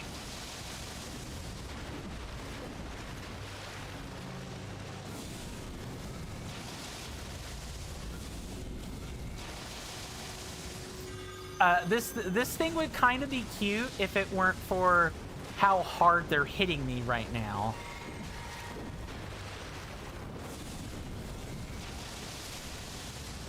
These giant crayfish have to go on a t-shirt. There has to be an emote of a giant crayfish just kind of running around on the internet somewhere. If not, I've got to make one. I've got to make a giant crayfish emote. Put it on like 7TV or something to that effect, or maybe Frankie Faces for our wonderful Twitch audience to enjoy. I mean, people already like the crab emote. Why not the crayfish emote? For Elden Ring heads only, of course. Okay, well, I did at least get the codex, so now we're going to take a quick trip up here as soon as I can find it. I'm also dying in my office, by the way. My office is hot. I'm sweating under this shirt. It doesn't feel particularly good. This is with a standing fan that's not quite pointed the right direction. I'm gonna go fix that. And an overhead fan.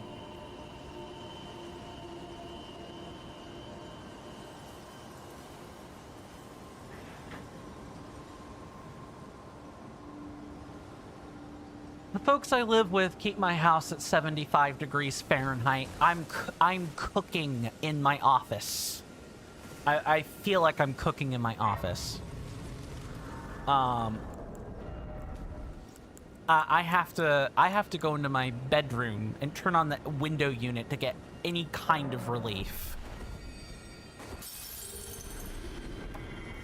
And it's not like we don't have functioning air conditioning. We just have to keep the house this warm.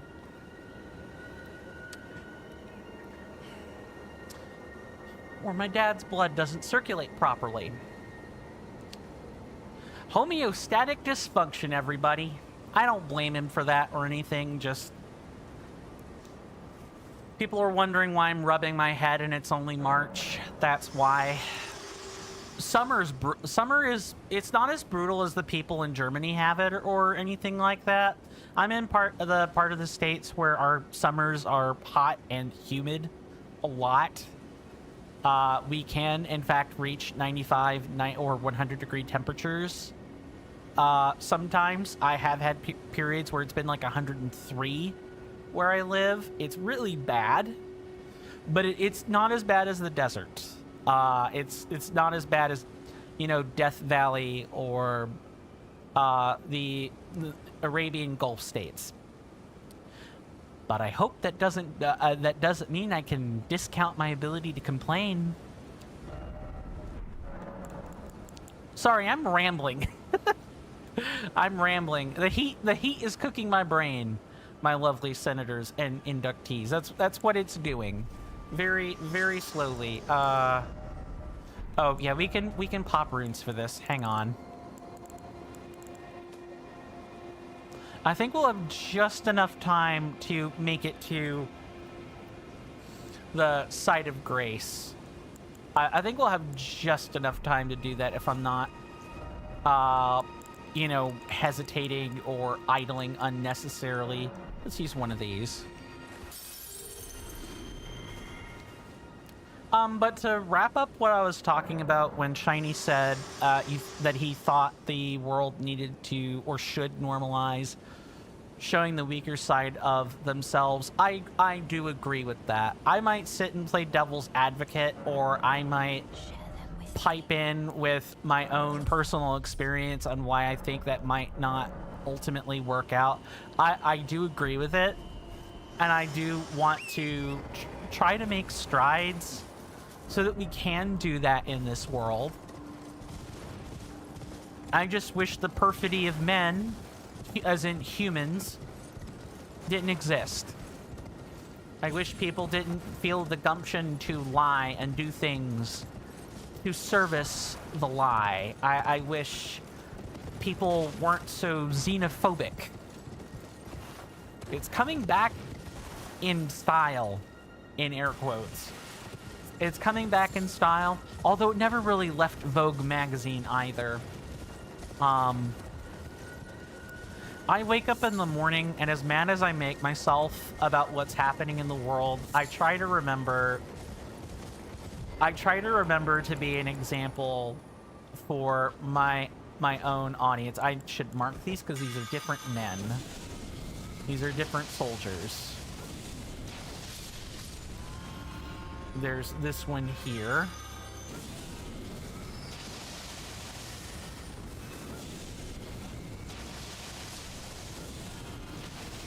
Nice.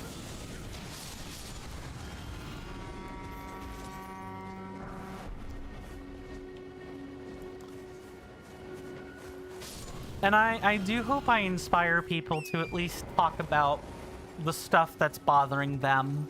I do hope that. I do hope I'm setting an example for that. Even if none of my audience necessarily agrees with where I'm taking things, I hope I'm at least demonstrating that I'm not speaking from a place of ill faith on a lot of issues. Because I think dialogue is important. I think it is something that is malpracticed quite often. Nice! Bopped him on the head, too. Really good. Yeah, you could attempt to shield your head, Sir Troll, but I promise it's not gonna work for you.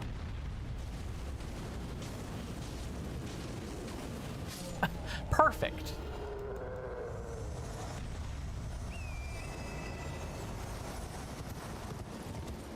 And I apologize for all my rambling today, for what that's worth. And the lateness. I apologize for that as well. It's sort of what happens when I just start... I get into these periods where I kind of just go into a stream of consciousness. I start just kind of speaking what's on my... I start speaking what's on my mind.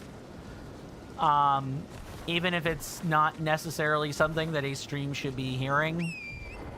I mean, I'm not... I definitely try my best to not, say an ism or, phobic thing. I'm not perfect, but I do at least try not to do that.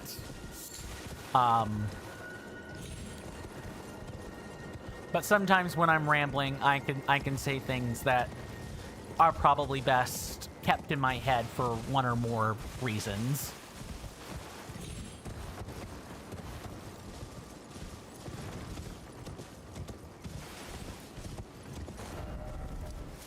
Okay, I would like to make it to the campfire, or rest site, excuse me. Ideally while picking up at least one or more rune pieces, but I'm not sure I'm going to get to that in time.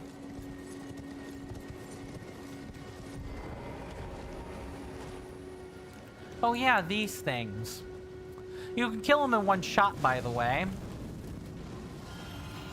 And you get some runes for it. You get hard runes. These are almost always worth killing unless they're in a space surrounded by enemies. Then, you gotta judge whether or not the enemies are worth killing or not.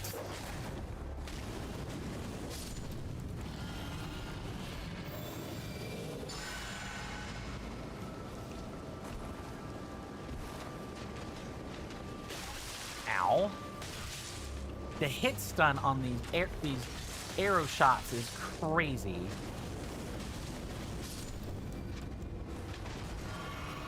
Really crazy work on that.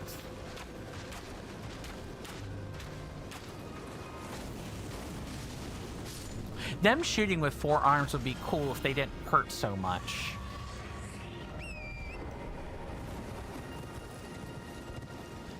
I think I'm gonna have to leave it off here. But yeah, we're already we've hit the 4-hour mark for our stream today. I will put an announcement out sometime in the next 48 hours about when we're gonna start possibly doing 6-hour streams. That's gonna be that's gonna be some hell to get adjusted to, but I think it'll be worth it in the long run. I do want to thank everyone so much for hanging out with me today. And again, I do apologize for the lateness and the rambling. I really do. We'll be back at this tomorrow, unless something should change. You guys will be the first ones to hear it, if that happens. If you guys are so interested, I would really appreciate, and you haven't done it already, of course, I would really appreciate follows on Twitch, or subscriptions on YouTube, or, you know, follows on Kick. I would really appreciate all that. Those are free, easy methods to help all our channels out, help them grow, that kind of thing. Please do share the channel with your friends. I would like to ask for word of mouth a little bit more often, so I'm going to start doing that. And I do run a Discord server.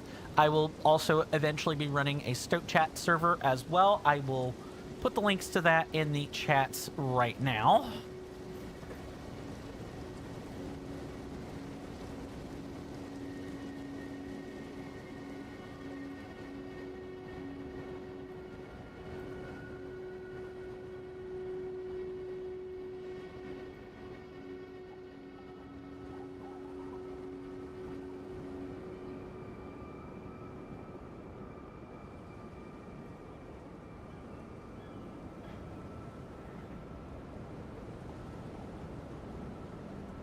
Sorry about that. I gotta slide over to do all that. But you guys have been awesome today, as always. Thank you for the company once again. We will be back at this tomorrow. My name is Coin. This has been another session of Elden Ring Reforged Deathless. All content, fire spells only, routing. You guys know where my hallowed halls are, and for you guys on Kick, you can go over to my YouTube channel to find those. I would love to put the link tree there, but Kick doesn't let me do that. I mean, the run category is Deathless. I have not yet done a Deathless run, but I get what you mean. Yes, we've definitely died a lot today. We should call it the dying run. You're absolutely right, Angie Philosopher. You're very welcome, as well. And thank you for, you know, hanging out with me. I was sort of expecting no one else, or like even any of my regulars to come with me on this wonderful journey that is the Deathless routing. You guys have been are wonderful, as always. My lovely senators and inductees, do stay safe and take care of yourselves out there in this dangerous, rotten, dark world. You can always come talk to me in any of the hallowed halls. You know, that you can find either below the stream, below the video player, or in the YouTube description, or in my link tree. Feel free to DM me anytime if you want to talk about something. I can't guarantee I will have a fast response, but I will at least attempt to keep up with you and respond when I can, because I think it's more important than ever that we don't hold stuff in. I want us to be able to talk to each other. I'll see you guys tomorrow. And with that, goodbye.